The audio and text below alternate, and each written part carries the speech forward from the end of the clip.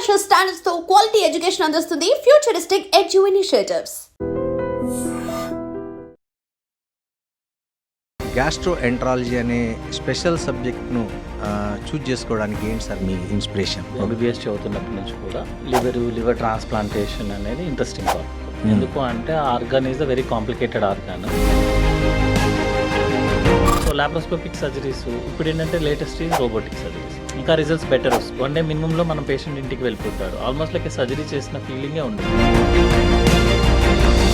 Sir మీరు చాలా operations చేస్తుంటారు, గాల్ బ్లాడర్కి సంబంధించి, ప్యాంక్రియాస్కి సంబంధించి, లివర్కి సంబంధించి.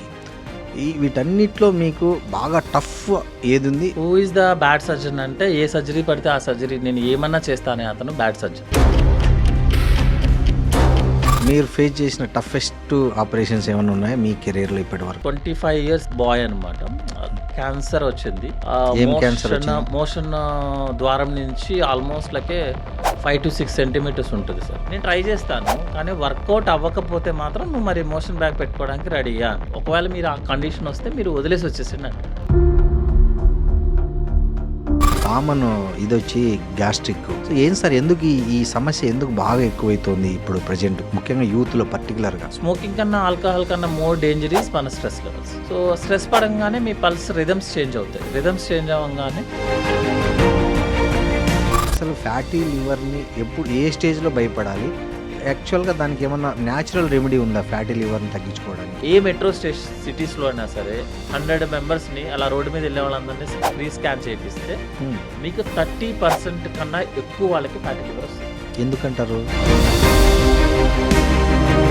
సరే, ఈ మధ్య ఇంకోటి సోషల్ మీడియాలో, ముఖ్యంగా యూట్యూబ్లో ఎవరికి వాళ్ళు డాక్టర్లా తెలియదు, లేకపోతే ఆయుర్వేద డాక్టర్ ఏమో, ఎవరికి వాళ్ళకి దోచిన సలహాలు చెప్తుంటారు గ్యాస్ట్రిక్ తగ్గడానికి. ప్రాబ్లం మంది కాకపోతే గోదావరి అంతా ఎదుగున్నాడంట. చాలా రాంగ్ ఇన్ఫర్మేషన్స్ ఇచ్చేస్తున్నాం సార్.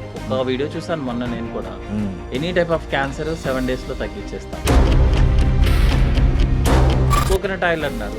కోకోనట్ ఆయిల్ ఉన్న కేరళలో హార్ట్ డిసీజ్ లేదు సార్, హైయెస్ట్ కేరళలోనే ఉంటాయి. సో ఏ ఆయిల్ మంచిది, ఏ ఆయిల్ బ్యాడ్ అని కాదు.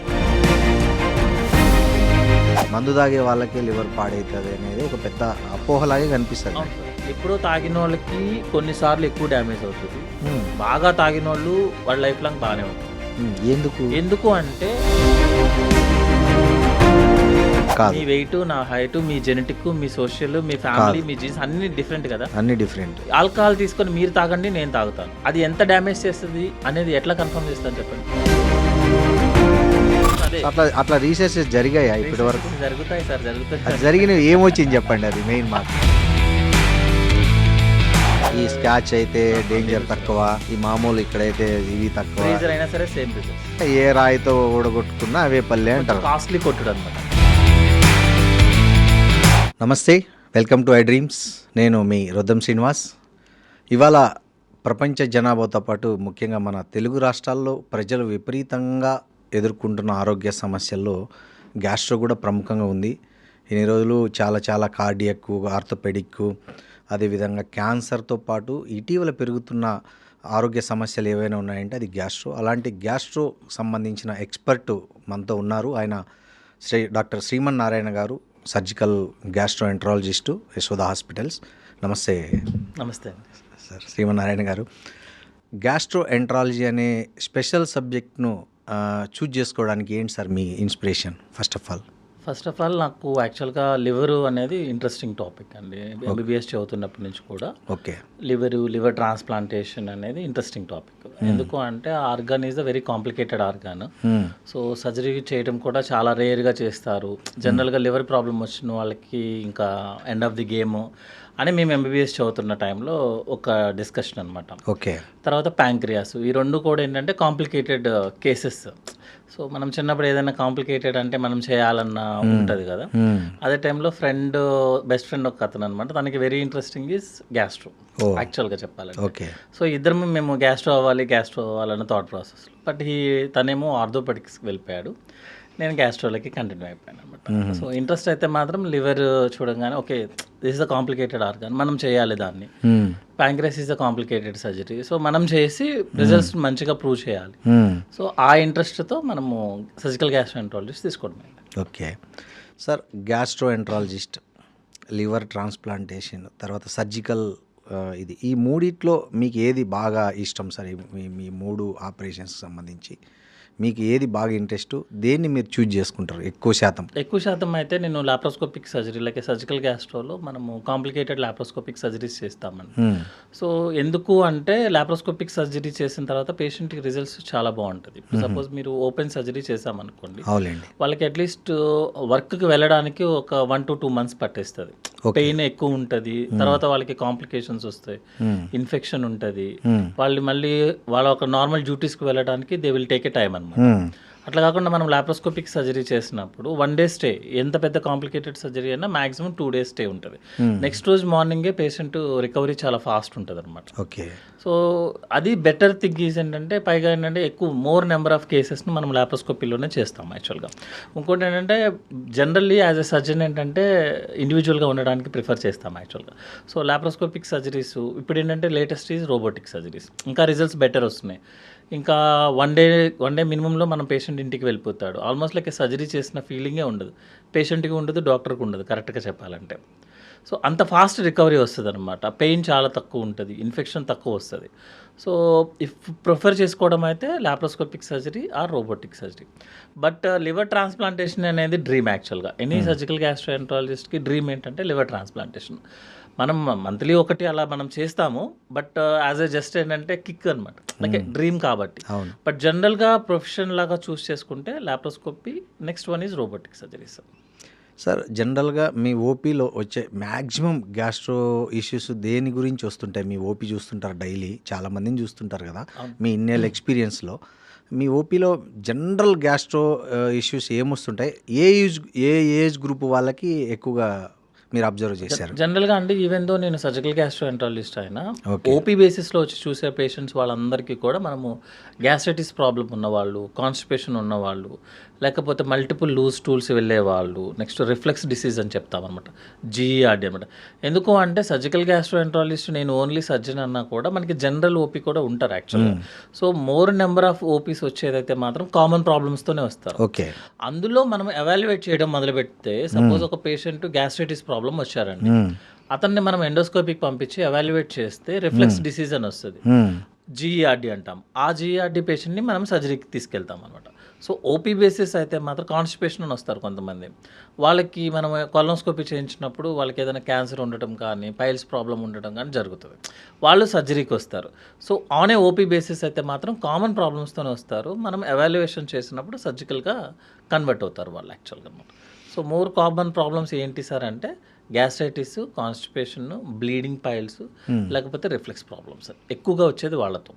ఓకే. ఏ ఏజ్ గ్రూప్ వాళ్ళకి ఎక్కువ వస్తుంటాయి? జనరల్గా వీళ్ళు అంతా around 30 to 40 years age group వాళ్ళకి ఎక్కువ వస్తారండి. ఎందుకు ఆ ఏజ్ గ్రూప్లోనే పర్టికులర్గా ఎక్కువ వస్తుంది? అంటే ఒకటి ఏమో stress related life activities, next food on time తీసుకోరు, ఇప్పుడు ఇర్రెగ్యులర్ ఫుడ్ హ్యాబిట్స్ ఉంటాయి, అవుట్ సైడ్ ఫుడ్ తినడం ఎక్కువ, వర్క్ ప్రెషర్స్. సో ఈ స్ట్రెస్ లెవెల్స్ ఎక్కువయ్యే కొద్దీ మనకి ఎడ్రినల్ రష్ అని చెప్తామన్నమాట. అంటే బాడీలో ఎడ్రినల్ లెవెల్స్ రైజ్ అవుతాయి, రైజ్ అవ్వగానే వాళ్ళకి హార్మోన్ ఇంబ్యాలెన్స్ వచ్చి వాళ్ళకి ఎసిడిటీ ప్రాబ్లమ్ స్టార్ట్ అయిపోతుంది. ఇర్రెగ్యులర్ డైట్ హ్యాబిట్స్ తీసుకున్నప్పుడు ఏంటంటే మనము ప్యాకింగ్ ఫుడ్ అంటే ఈజీలీ అవైలబుల్ ఫుడ్ తీసేసుకుంటాం. అవును, తొందరగా అందులో తొందరగా అయిపోవాలి కదా, టైం అయిపోతుంది, 10 minutesలో మనకి లంచ్ కంప్లీట్ చేసుకుని మళ్ళీ పరిగెత్తాలన్నప్పుడు ప్యాకింగ్ ఫుడ్ తప్ప మనం కొత్తగా చేయడానికి. సో దానివల్ల కాన్స్టిపేషన్ వచ్చేస్తుంది వాళ్ళకి. సో జనరల్గా ఈ age group they are productive age group యాక్చువల్గా అనమాట. వాళ్ళ వెనకాల కంట్రోల్ చేసేది ఎవరు ఉండరు, వాళ్ళకి వాళ్ళే ఎవరికైనా చేయాలి కదా. సో వాళ్ళు జనరల్గా 30 to 40 ఏజ్ గ్రూప్ వాళ్ళకి జనరల్గా చూస్తాము. ఎవరైతే వర్క్ రిలేటెడ్ అంటారో వాళ్ళకి ఎక్కువ ఉంటాయి. ఓల్డ్ పేషెంట్స్ అందరూ కూడా మ్యాక్సిమం ఒక సర్జరికల్ రిలేటెడ్గానే వస్తారు జనరల్గా. అంటే లైక్ పైల్స్ ప్రాబ్లంతోనో, ఫిస్టులా ప్రాబ్లంతోనో, క్యాన్సర్ ప్రాబ్లంతోనో వస్తారు. ఫిమేల్స్ ఎక్కువ మంది వచ్చే ప్రాబ్లం ఏంటంటే గాల్ బ్లాడర్ స్టోన్స్ ఎక్కువ వస్తారు. ఎందుకు సార్ ఫిమేల్ ఎక్కువ గాల్ బ్లాడర్ స్టోన్?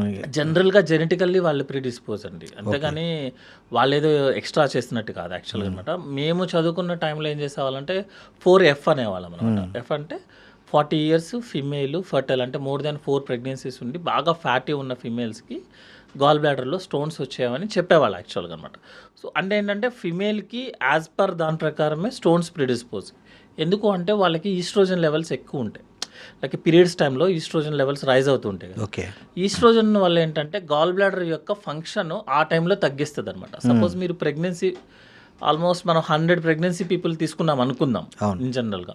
వాళ్ళకి స్కాన్స్ చేపిస్తే ఒక 30% ప్రెగ్నెన్సీ పీపుల్లో గాల్ బ్లాడర్లో స్టోన్స్ ఉండవు, కానీ ఒక శాండ్ టైప్ అనమాట, దాన్ని గాల్ బ్లాడర్ స్లడ్జ్ అంటాం, అవి కనిపిస్తాయి. మళ్ళీ ప్రెగ్నెన్సీ అయిపోయి బ్రెస్ట్ ఫీడింగ్ ఒక 6 months చేసిన తర్వాత మళ్ళీ స్కాన్ చేపిస్తే ఆటోమేటిక్గా ఆఫ్ అయిపోతాయి. అంటే ఏముండదు, నార్మల్ గాల్ బ్లాడర్ ఉంటుంది. అంటే ఏంటి, హార్మోన్స్ వల్ల అతనికి స్లడ్జ్ వస్తుంది. సో దట్ మీన్స్ ఫిమేల్కి స్టోన్స్ రావడం అనేది ఆల్రెడీ ఫిక్స్డ్, ప్రిపేర్డ్ అనమాట. ఓకే.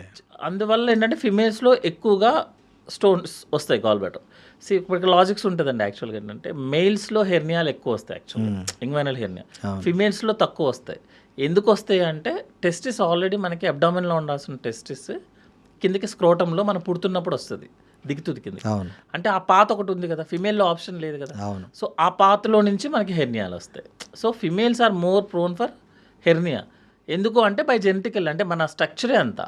ఓకే. అలాగే females are more for gall stones అనమాట. ఎందుకంటే బై జెనెటికల్గా అంతే తప్పించి వాళ్ళు చాలా తక్కువ వాటర్ తీసుకుంటారు. ఎక్కడంటే బయట, ఎక్కడంటే అక్కడ యూరిన్ పోవడానికి వాళ్ళకి ఫెసిలిటీస్ ఉండవు. అట్లాంటిది కూడా అది కూడా ఒక రీజన్ అంటారు. అది యూరిన్ ఇన్ఫెక్షన్స్ కోసం అండి. ఓకే. ఎందుకు అంటే ఒకటి రీజన్ ఈస్ జనరల్గా ఫిమేల్స్ వాళ్ళకి యురిత్రా అనేది సైజు చిన్నగా ఉంటుంది, తక్కువ ఉంటుంది. సో బయట ఉన్న వాటర్ ఎక్స్పోజ్ అవ్వటము, బ్లాడర్ ఎక్స్పోజ్ అవ్వటము ఈజీగా ఉంటుంది. ఇంకోటి ఏంటంటే సేమ్ ఎక్కడ పడితే అక్కడ యూరిన్కి వెళ్ళడం కష్టం సోషల్ ప్రాబ్లమ్స్ వల్ల. సో వాళ్ళు యూరిన్ని ఎక్కువసేపు వెయిట్ చేస్తారు, ఆపుకుంటారు. దానివల్ల ఏంటంటే యూరిన్ ఇన్ఫెక్షన్ వస్తుంది. సెకండ్ థింగ్ ఏంటంటే వాళ్ళకి యురిత్రా చిన్న, జెనెటికల్లీ వాళ్ళ జెనెటికల్ కాదు అసలు స్ట్రక్చరే అది. దానివల్ల ఏంటంటే ఫిమేల్స్లో పైగా వల్వా మన వెజైనా ఉన్న ఏరియాకి పక్కనే ఉంటుంది. సో దానికి ఇన్ఫెక్షన్ వచ్చినా యూరిన్ ఇన్ఫెక్షన్ వస్తుంది, యూరిన్ ఇన్ఫెక్షన్ వచ్చినా వెజైనల్ ఇన్ఫెక్షన్ వస్తుంది. సో ఫిమేల్స్లో జనరల్గా 30 to 40 years దాటిన తర్వాత యూరిన్ ఇన్ఫెక్షన్ అనేది కామన్. ఇంకోటి ఏంటంటే వాటర్తో వాష్ చేసుకోవాల్సి వస్తుంది వాళ్ళు కంపల్సరీగా. Male no need to wash. So బయట ఏదైనా బాత్రూమ్స్లో ఉన్న మంచి వాటర్ కాదనుకోండి, ఆటోమేటిక్గా యూరిన్ ఇన్ఫెక్షన్ వచ్చేస్తుంది. బట్ ఇన్ఫెక్షన్ వచ్చినంత మాత్రాన వాళ్ళకి ఏం డేంజర్ అని కాదు. జస్ట్ ఒక 2 days వాటర్ బాగా తాగితే ఆటోమేటిక్గా యూరిన్ ఇన్ఫెక్షన్ తగ్గిపోతుంది ఫీమేల్స్లో. సార్, వాష్ అంటే గుర్తొచ్చింది. ఈ మధ్య మార్కెట్లో చాలా అక్కడ లేడీస్ వాష్ చేసుకోవడానికి pH లెవెల్ మెయింటైన్ పేరుతో చాలా వచ్చాయి మార్కెట్లోకి.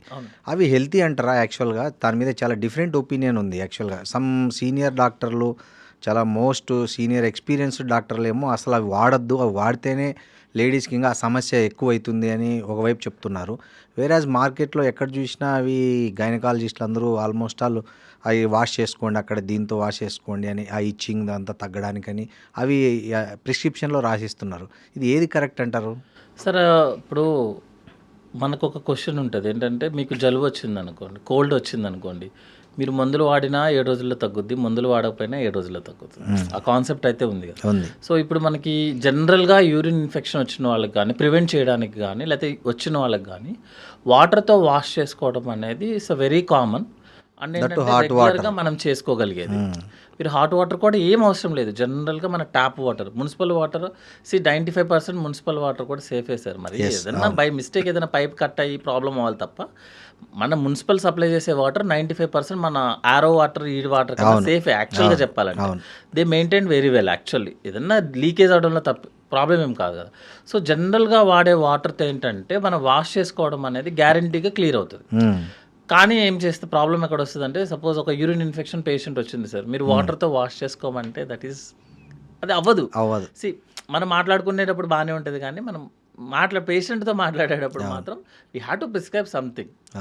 అందులోనే అది వస్తాయి సార్. అంతే తప్పించి వాటర్తో వాష్ చేసుకుంటే తగ్గదు, ఓన్లీ ఆ కమర్షియల్ ప్రొడక్ట్స్ వాష్ చేస్తేనే తగ్గుతుంది అనే రూల్ ఏం లేదు sir. Water is always the best option.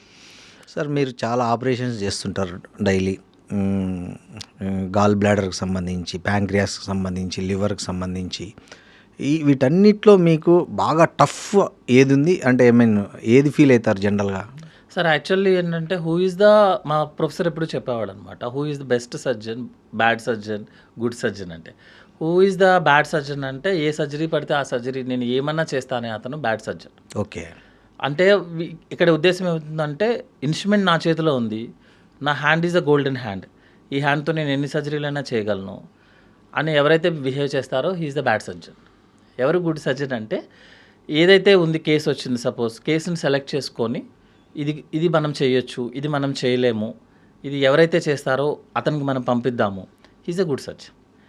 Best surgeon ఎవరైతారంటారంటే ఈ కేసుని మనం టచ్ చేయకూడదు అని ఎవరైతే టచ్ చేయకుండా ఉంటారో హీఈస్ ద బెస్ట్ సర్జన్ అనమాట. నేను ఎందుకు చెప్తున్నానంటే anatomy is the boss sir. అంటే లోపల బాడీ లోపల ఆ డిసీజ్ ఏ కండిషన్లో ఉందో, దాని చుట్టుపక్కల ఆర్గాన్స్ ఏ కండిషన్లో ఉన్నాయో అది మాత్రమే డిసైడ్ చేస్తుంది which is the peaceful surgery, which is the complicated surgery. Suppose ఇప్పుడు నేను ఒక క్యాన్సర్ పేషెంట్ తీసుకున్నాను సార్ సర్జరీకి, లోపలికి వెళ్ళాము, చుట్టుపక్కల మనకి సిటీ స్కాన్ కానీ ఎంఆర్ఐలో కానీ ఏంటంటే మనకి 50% మాత్రమే చెప్తుంది ఇలా ఉంది, ఇలా ఉండొచ్చు అనేది. కానీ లోపలికి వెళ్ళిన తర్వాత 100% మనకి క్లారిటీ వస్తుంది. సింపుల్గా ఒక క్యాన్సర్ ఓన్లీ సపోజ్ నేను గాల్ బ్లాడర్ సర్జరీ చేస్తాను, ఓన్లీ గాల్ బ్లాడర్కి మాత్రమే క్యాన్సర్ ఉంది, నేను గాల్ బ్లాడర్ సర్జరీ చేసి వచ్చేస్తాను. లోపలికి వెళ్ళిన తర్వాత నాకు లివర్కి దాని చుట్టుపక్కల ఉన్న బ్లడ్ సప్లైకి ఫుల్ అతుక్కుపోయి ఉందనుకోండి, ఇంటెస్టైన్కే అతుక్కుపోయి ఉందనుకోండి, మీరు ఎంత బీభత్సమైన సర్జన్ అయినా కూడా కాంప్లికేషన్స్ వచ్చేస్తాయి. కాకపోతే ఏంటంటే మన ఉద్దేశం ప్రకారము నేచర్కి కొంచెం టైం ఇవ్వాల్సి వస్తుంది అనమాట. సో ఎక్కడి వరకు అయితే మనకు అవసరమో, సపోజ్ ఆ పేషెంట్ ఏ కండిషన్తో వచ్చారు, స్టోన్తో వచ్చాడా, లేకపోతే ఇన్ఫెక్షన్తో వచ్చాడా, క్యాన్సర్తో వచ్చాడా, మేము ఎలా ప్రిఫర్ చేస్తామంటే స్టోన్తో వచ్చిన పేషెంట్ కానీ ఇన్ఫెక్షన్తో వచ్చిన పేషెంట్ కానీ ఎంతవరకు అయితే అవసరమో అంతవరకు తీసేసి యాంటీబయాటిక్స్ పెట్టుకొని మళ్ళీ అవసరమైతే మళ్ళీ ఇంకొక సర్జరీయో లేకపోతే వేరే ఎండోస్కోపిక్ ప్రొసీజరో చేయొచ్చు. సపోజ్ క్యాన్సర్తో వచ్చాడు అనుకుందాం సార్, ఆ టైంలో ఏం ఇంజరీ అవ్వద్దు, పేషెంట్కి ఏమి ఇంజరీ అవ్వద్దు, లివర్కి ఏది అవ్వద్దు, ఓకే, ఎంత తీయగలమో అంత తీసేసి కావాలంటే రేడియోథెరపీ కీమోథెరపీ పెట్టుకోవచ్చు, లేదనుకుంటే ఇంకొక 1 month తర్వాత చేసుకోవచ్చు. ఈ డెసిషన్ ఎవరైతే తీసుకుంటారో టేబుల్ మీద ఫుల్ మీరు టేబుల్ మీద కొంతమంది సర్జన్స్వి పల్స్ రేట్లు పెరుగుతాయి, ఎందుకంటే కండిషన్ బట్టి సార్. సింపుల్ సర్జరీ ఉందనుకో, చాలామంది సాంగ్స్ పెట్టుకొని పక్కన వాళ్ళతో చిట్ చాట్ చేసుకుంటూ సర్జరీ చేసింది సింపుల్గా ఉంటే, లోపల కాంప్లికేషన్స్ అయిందని లోపల బాగా అతుక్కుపోయింది అనుకోండి సార్, అతుక్కుపోతుంటే మొత్తం అందరికీ మూడు మారిపోతుంది. సో ఆ డెసిషన్ తీసుకొని ఎంతవరకు అయితే అవసరమో అంతవరకు సర్జరీ చేసి కావాలంటే ఒక 15 days తర్వాత చేసుకోవచ్చు, ఏం ప్రాబ్లం ఏం లేదు. ఇంకా మనకి చాలా ఆప్షన్స్ ఉంటాయి, అవి డిసైడ్ చేసిన అతనే బెస్ట్ సర్జన్ అవుతాడు ఎప్పుడు అనమాట. అంటే కాంప్లికేషన్స్ అవ్వకుండా పేషెంట్ ఇంటికి మీరు ఫేస్ చేసిన టఫెస్ట్ ఆపరేషన్స్ ఏమైనా ఉన్నాయా మీ కెరీర్లో ఇప్పటి వరకు? అంటే చాలా టఫ్గా కంప్లీట్ చేసినవి ఏమన్నా? టఫెస్ట్ అని కాదు సార్, ఒకటి అంటే ద డెసిషన్ మేకింగ్ అనమాట. అంటే మనం ప్రిపేర్ అయ్యి పేషెంట్కి కనుక మంచిగా ఉంది, నిజంగా చెప్పాలంటే అతనికి ఆల్రెడీ రాసి పెట్టుందని చెప్తారు కదా, అదైతే ఒక 25 years బాయ్ అనమాట, క్యాన్సర్ వచ్చింది. మోషన్ ద్వారం నుంచి ఆల్మోస్ట్ లైక్ 5 to 6 centimeters ఉంటుంది సార్. జనరల్గా 5 centimeter వరకు ఉంటుంది క్యాన్సర్. జనరల్గా అతనున్న కండిషన్ ప్రకారము మనము మోషన్ ద్వారం మొత్తం తీసేయాలి, ఏపీఆర్ అని చెప్తాము. తీసేసి లైఫ్ లాంగ్ మోషన్ బ్యాగ్ని చర్మం దగ్గర పెడతామన్నమాట. అంటే మోషన్ అతనికి సైడ్ నుంచి వస్తుంది, ఓకే, లైఫ్ లాంగ్ అతని బ్యాగ్లోకే మోషన్ వస్తుంది, క్లీన్ చేసుకోవాలి యాక్చువల్గా. అయితే అతను లాజిక్ ఏంటంటే నేను 21, నేను ఇప్పుడు లైఫ్ లాంగ్ మోషన్ బ్యాగ్ పెట్టుకోవాలంటే ఇట్స్ ఇంపాసిబుల్. సో అని చెప్పి ఫస్ట్ కీమో రేడియోథెరపీ అయ్యింది, అందరు కౌన్సిలింగ్ చేశాము, బాబు నీకు కుదరదు, ఇంపాసిబుల్ రా బాబు, నువ్వు మోషన్ బ్యాగ్ పెట్టాల్సిందే, బుక్కుల ప్రకారం నువ్వు పెట్టాల్సిందే. వాడేమంటాడు, మీరు మోషన్ బ్యాగ్ పెడితే నేను ఉండి ఏం లాభము, కష్టము అన్నాడు. కష్టం అంటే మీకు మీనింగ్ అర్థమైంది కదా. అయితే అడిగితే లేదు అని లాస్ట్ చాలా రివ్యూస్ అయిన తర్వాత బై మిస్టేక్ నా దగ్గరికి వచ్చాడు పేషెంట్. నేను చెప్పిన క్వశ్చన్ ఏంటంటే, నేను ట్రై చేస్తాను కానీ వర్కౌట్ అవ్వకపోతే మాత్రం నువ్వు మరి మోషన్ బ్యాగ్ పెట్టుకోవడానికి రెడీయా అండి. వాడేమో తను చెప్పింది ఏంటంటే, లేదు సార్, ఒకవేళ మీరు ఆ కండిషన్ వస్తే మీరు వదిలేసి వచ్చేసిండి అంటాడు. ప్రాబ్లం ఎక్కడ అవుతుందంటే అతను మొత్తం హైదరాబాద్ అంతా రౌండ్ వేసేసాడు. సో మనం ఏదో ఒకటి అది జనరల్గా సర్జన్స్కి ఒక ఫింగర్ ఒకటి ఉంటుంది, ఎక్స్ట్రా ఫింగర్ లాగా అనిపిస్తుంది. అంటే మనం ఎగ్జామినేషన్ చేసినప్పుడు ఏదో ఒక కొంచెం ఒక హోప్ వచ్చింది అనుకోండి, ట్రై చేయమనే చెప్తాం అనమాట. సో సరే ఓకే అని చెప్పి ఏదో ఒకటి చేద్దాంలే అంటే, వాడేమో ల్యాప్రోస్కోపీ అది ఇది అన్నాడు. బాబు నీకు ల్యాప్రోస్కోపీ లేదు, ఏం లేదు, మోషన్ బ్యాగ్ నీకు లైఫ్ లాంగ్ పెట్టకుండా ఉండాలంటే నేను ఏం చేయాలో అది చేస్తా, లోపలికి వెళ్ళి వదిలేసే అని. తన అదృష్టం ఏంటంటే మనము సర్జరీ అంతా అయిపోయిన తర్వాత మొత్తం క్యాన్సర్ని కట్ చేసేసిన తర్వాత నార్మల్గా టిష్యూ ఒక 1 centimeter ఉండాలి, ఎందుకంటే మనం పేగుని అతికించాలి కాబట్టి ఒక 1 centimeter మోషన్ కంట్రోల్కి పైన ఉండాలన్నమాట. మోషన్ కంట్రోల్ మెకానిజం ఉంటుంది, దానికన్నా పైన ఒక 1 centimeter అన్నా ఉండాల్సిందే, లేకపోతే కుదరదు అతనికి. సో అదృష్టం కొద్దీ దేవుడి దయ వల్ల అంతా చేసిన తర్వాత అతనికి దొరికింది యాక్చువల్గా మనకి 1 centimeter. దేవుడికి 2 సార్లు నిజంగా ఫస్ట్ టైం టేబుల్ మీద దేవుడికి దండం పెట్టి మనము అతికిచ్చేసాము. టెంపరీగా స్టోమా బ్యాగ్ పెడతామండి. టెంపరీగా కంపల్సరీగా పెడతాం యాక్చువల్గా. ఓకే. ఎందుకంటే అది లీక్ అయిందంటే మళ్ళీ లైఫ్ ప్రాబ్లం అవుతుంది. ప్రాబ్లం అయితే తర్వాత నాకు ఒక ఫైన్ మార్నింగ్ 3 days తర్వాత ఫోన్ చేసి, సార్ నాకు యూరిన్ కంట్రోల్ అవ్వట్లేదు అన్నాడు. ఇక దొరికిపోయాం. ఎందుకంటే ఆ ఏరియాలో సర్జరీ చేస్తే యూరిన్ కంట్రోల్ అవ్వదు. ఓకే. మనం మోషన్ ప్రాబ్లం అని సర్జరీ చేస్తే యూరిన్ కంట్రోల్కి ప్రాబ్లం అయింది. ఇంకా ఇప్పుడు సినిమా స్టార్ట్ అవుద్ది అనుకో. ఆఫ్టర్ 10 days తర్వాత యూరిన్ బ్యాగ్ పెట్టి ఇంటికి పంపించేసాము. మా అదృష్టమో వాడి అదృష్టమో మాకు తెలియదు, కానీ ఇంటికి వెళ్ళిన తర్వాత యూరిన్ బ్యాగ్ ఊడిపోయింది. ఓ కాకపోతే అదృష్టం ఏంటంటే అతను మా హైదరాబాద్ రావడానికి 400-500 kilometers డిస్టెన్స్లో ఉన్నాడు వాడు. బో సో రావడం కుదరదు కదా, నెక్స్ట్ రోజు మార్నింగ్ రావాలి కదా. ఈ గ్యాప్లోనే 2 times తనకి తనే పాస్ చేశాడు యూరిన్. అంటే సెన్సేషన్ వచ్చేసింది అనమాట. ఓహో. సో ఫస్ట్ ఏమో 1 centimeter దొరికింది, తర్వాత ఏమో సెన్సేషన్ ఆటోమేటిక్గా వచ్చింది. మోషన్ బ్యాగ్ సెట్ అయిపోయింది. ఇంకా తన జీవితాంతం ఏం లేదు, ఇప్పుడు హ్యాపీగా జాబ్ చేసుకుంటున్నాడు. సో కొన్ని కేసెస్ చూస్తే ఏంటంటే అతన్ని మా హాస్పిటల్ ఏం చేస్తారంటే నన్ను నా దత్తపుత్రుడు అంటారు. ఓకే. కాంప్లికేటెడ్ కేసెస్ అంటే ఏమన్నా చెప్పేసారండి, అది చేశాను మొత్తం ఆర్గాన్ స్పీక్ అన్నీ. బట్ ఏంటంటే కొంచెం కిక్ వచ్చే కేసెస్ ఏంటంటే దిస్ టైప్ అనమాట. అంటే గాడ్ కూడా హెల్ప్ చేయాలి మనకి, పేషెంట్ బెటర్ రిజల్ట్ కోసం. చిన్న ఏజ్ కాబట్టి కొద్దిగా చిన్న ఏజ్ కదా, మీరు 60 years ఏజ్ అనుకోండి, ఆల్రెడీ మొత్తం గేమ్ అంతా అయిపోయింది. అవును. అతను నిజంగా నాకు వద్దన్నా కూడా నేనేం చేయనని చెప్తాను, ఎందుకంటే అంత రిస్క్ తీసుకోవాల్సిన అవసరం మనకు ఉండదు యాక్చువల్గా. యాజ్ పర్ ప్రోటోకాలే వెళ్ళిపోవాల్సి వస్తుంది. ఇప్పుడు సపోజ్ నేను అది ఎనాస్మోసిస్ చేసి అది లీక్ అయింది అనుకుందాం, సపోజ్ ఎవ్రీబడి విల్ క్వశ్చన్ అస్, అంతేగా, నువ్వు ఎందుకు చేసావు, రూల్ ప్రకారం లేదు కదా అంటారు. బట్ ఆ రిస్క్ ఏంటంటే ఆ పేషెంట్ ఇచ్చిన ధైర్యం అంతే. సరే, ఇంకోటి ఈ మధ్య యూత్లో బాగా వినిపిస్తున్న కామన్ ఇది వచ్చి గ్యాస్ట్రిక్, అదేవిధంగా ఈ ఫ్యాటీ లివర్. సో ఏం సార్, ఎందుకు ఈ సమస్య ఎందుకు బాగా ఎక్కువైతుంది ఇప్పుడు ప్రజెంట్, ముఖ్యంగా యూత్లో పర్టికులర్గా? సరే, ఇవన్నీ ఏంటి అంటే మన food habits, sleep, stress. Okay. Food habits సరిగ్గా లేకపోతే ఏమవుతుంది అంటే మనకి జ్యూసెస్ రిలీజ్ అయిపోతాయి. మనం ఏం చేస్తామంటే జనరల్గా ఏంటంటే ఒక మీల్ని స్కిప్ చేసామనుకోండి, ఆ ఎఫెక్ట్ సెకండ్ మీల్ మీద పడుతుంది. ఎందుకంటే ఇప్పుడు సపోజ్ నేను బ్రేక్ఫాస్ట్ మిస్ చేశాను అనుకోండి, మీరు లంచ్ ఎక్కువ తినేస్తారు. అది కూడా ఏంటంటే రఫ్గా తింటాం అనమాట. అంటే ఎంత అవైలబిలిటీ దొరికితే ఆబగా తినేస్తాం, గట్టిగా తినేస్తాం. సో జ్యూసెస్ అన్నీ వాటిని డైజెస్ట్ చేసుకుంటుంది. డైజెస్ట్ చేసుకొని మనకు అవసరం ఉన్నా లేకపోయినా అబ్జర్వ్ అయిపోతుంది. సెకండ్ మెయిన్ రీజన్ ఏంటంటే స్లీప్ హ్యాబిట్స్ అనమాట. మనము స్లీప్ పడుకోలేదు అనుకోండి, సపోజ్ మన బేసల్ మెటబాలిక్ రేట్ హైలోనే ఉంటుంది యాక్చువల్గా. సో ఆ టైంలో మెటబాలిజం ఎక్కువ జరుగుతుంది. సో ఏదైతే బై ప్రోడక్ట్స్ ఉన్నాయో ఆ బై ప్రోడక్ట్స్ ఎక్కడో చోట డిపాజిట్ అవ్వాల్సిందే. మూడోది ఏంటి అంటే స్ట్రెస్ లెవెల్స్. సో మనం 24 hours ఒకటే స్ట్రెస్ లెవెల్లో మెయింటైన్ చేస్తుంటే మన యొక్క బ్లడ్ సర్క్యులేషన్ ఏదైతే ఉందో, నార్మల్గా మన బ్లడ్ వెజల్లో బ్లడ్ సర్క్యులేషన్ వాటర్లో మనం కాలువలో స్మూత్గా పాస్ అవుతుంటుంది చూడండి, స్మూత్గా పాస్ అవ్వాలి. అట్లా కాకుండా మీరు సపోజ్ ఇప్పుడు నా మీద కోపడ్డారు అనుకోండి, మీరు పల్స్ రేట్ పెరుగుతుంది. పల్స్ రేట్ పెరగగానే, పల్స్ రేట్ అంటే ఏంటి, ఆ ఫ్లో అయ్యే స్పీడ్. సో స్మూత్గా ఫ్లో అవ్వాల్సిన వాటర్ సడన్ జర్క్ ఇచ్చింది అనుకోండి, లోపల ఉన్న బ్లడ్ సర్క్యులేషన్లో ఉన్న లేయర్ ఉంటుంది కదా, అది డ్యామేజ్ అవుతుంది. ఓకే. అట్లా రిపీటెడ్గా డ్యామేజ్ అవటం వల్ల అక్కడ కొలెస్ట్రాల్ క్రిస్టల్స్ ఫామ్ అవుతాయి. ఎందుకు కొంతమందికే ఫామ్ అవుతుంది, అందరికీ ఎందుకు ఫామ్ అవ్వట్లేదు? మీరు స్మోకర్ కానీ ఆల్కహాల్ చూడండి, ఎందుకు కొంతమందికే వస్తుంది, అందరికీ రావాలి కదా. అవును. Smoking is injurious to health. నేను smoking is very bad for health, actually injurious కూడా కాదు. అట్లాగా నేను సపోర్ట్ చేయట్లేదు, జస్ట్ రీజన్ చెప్తున్నాను. స్మోకింగ్ కన్నా ఆల్కహాల్ కన్నా మోర్ డేంజర్ ఈజ్ మన స్ట్రెస్ లెవెల్స్. మీరు స్ట్రెస్, ఎందుకంటే స్మోక్ అనేది మీరు ఎప్పుడో ఒకసారి చేస్తారు, స్ట్రెస్ అనేది రోజు పడేది, గంటకి పడాల్సిందే. సో స్ట్రెస్ పడంగానే మీ పల్స్ రిథమ్స్ చేంజ్ అవుతాయి. రిథమ్స్ చేంజ్ అవ్వగానే ఆ లోపల ఉన్న లేయర్స్ డ్యామేజ్ అవుతాయి, అక్కడి నుంచే స్టార్ట్ అవుతుంది అనమాట.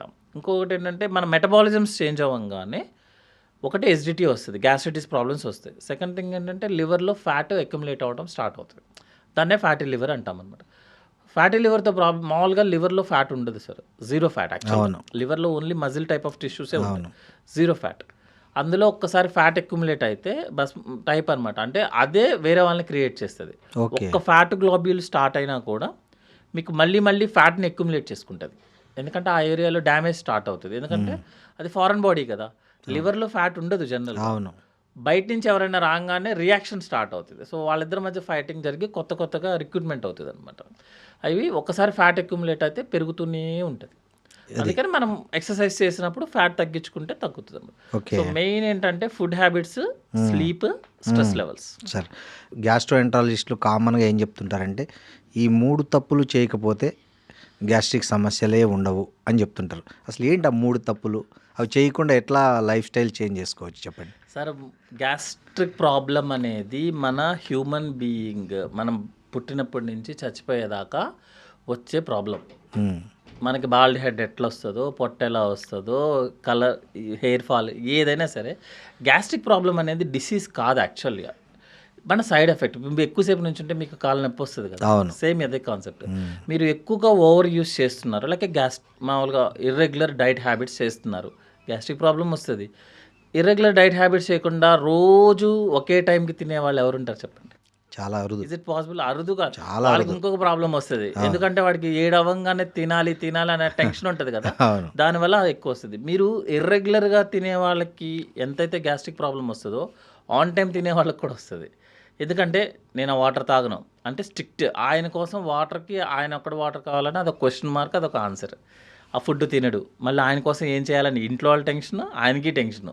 సో ఆన్ టైం తినే వాళ్ళకి ఎంత ప్రాబ్లమో ఇర్రెగ్యులర్ తినే వాళ్ళకి అంతే ప్రాబ్లం వస్తుంది. Second thing is stress. Sir, stress పడకుండా లైఫ్ని లీడ్ చేయడం కుదురుతుందా? కుదరదు. స్లీప్ డిస్టర్బెన్సెస్ మనకి సపోజ్ మనకి ఏదైనా ప్రాబ్లమ్స్ ఉన్నాయి అనుకోండి, స్లీప్ డిస్టర్బ్ అవ్వకుండా కుదరదుగా. సో ఈ 3 మెయిన్ థింగ్ ఏంటంటే ఇంకా smoking, alcohol, drug addictions, next బయట ఫుడ్ తినటము, this is the very common. ఈ ప్రాబ్లమ్స్ ఏ డిసీజ్ అన్న వస్తుంది. బట్ గ్యాస్ట్రిక్ ప్రాబ్లమ్స్కి అయితే మాత్రం food, stress levels, sleep habits అటు అవాయిడ్ చేయండి, మీకు లైఫ్ లాంగ్ గ్యాస్ట్రిక్ ప్రాబ్లం రాదు అంటే నీ ఉద్దేశం ప్రకారం గ్యాస్ట్రిక్ ప్రాబ్లం అనేది జబ్బు కాదు, it's just side effect of our modern life, అంతే.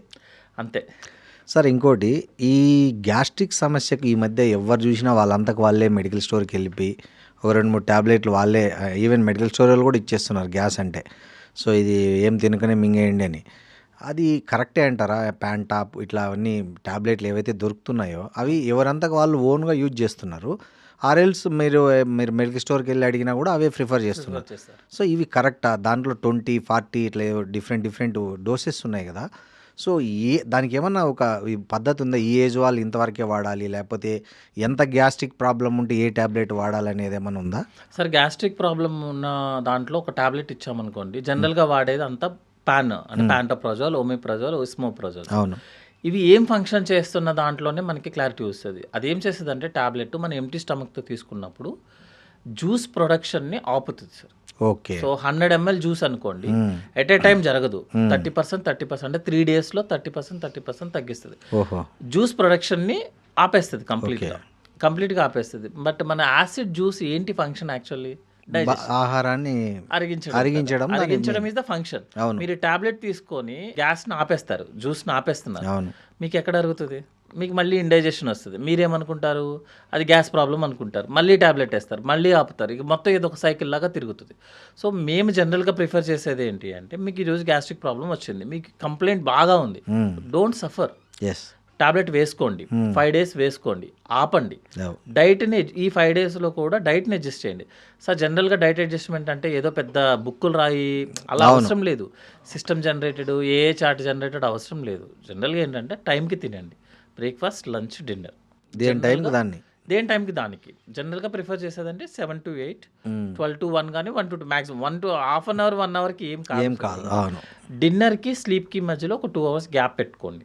ఎంటీ స్టమక్ మీద కాఫీలు, టీలు, చూర్ణాలు, కషాయాలు తాగొద్దు. ఈ మధ్య వస్తున్నాయి కదా, మొత్తం ఇంట్లో ఉన్న కూరగాయలన్నీ నీళ్ళల్లో వేసి తాగేస్తున్నాం పొద్దున్న, అట్లాంటివి ఏం చేయొద్దు. ఆఫ్టర్ బ్రేక్ఫాస్ట్ తీసుకోండి మీకు ఏం కావాలంటే.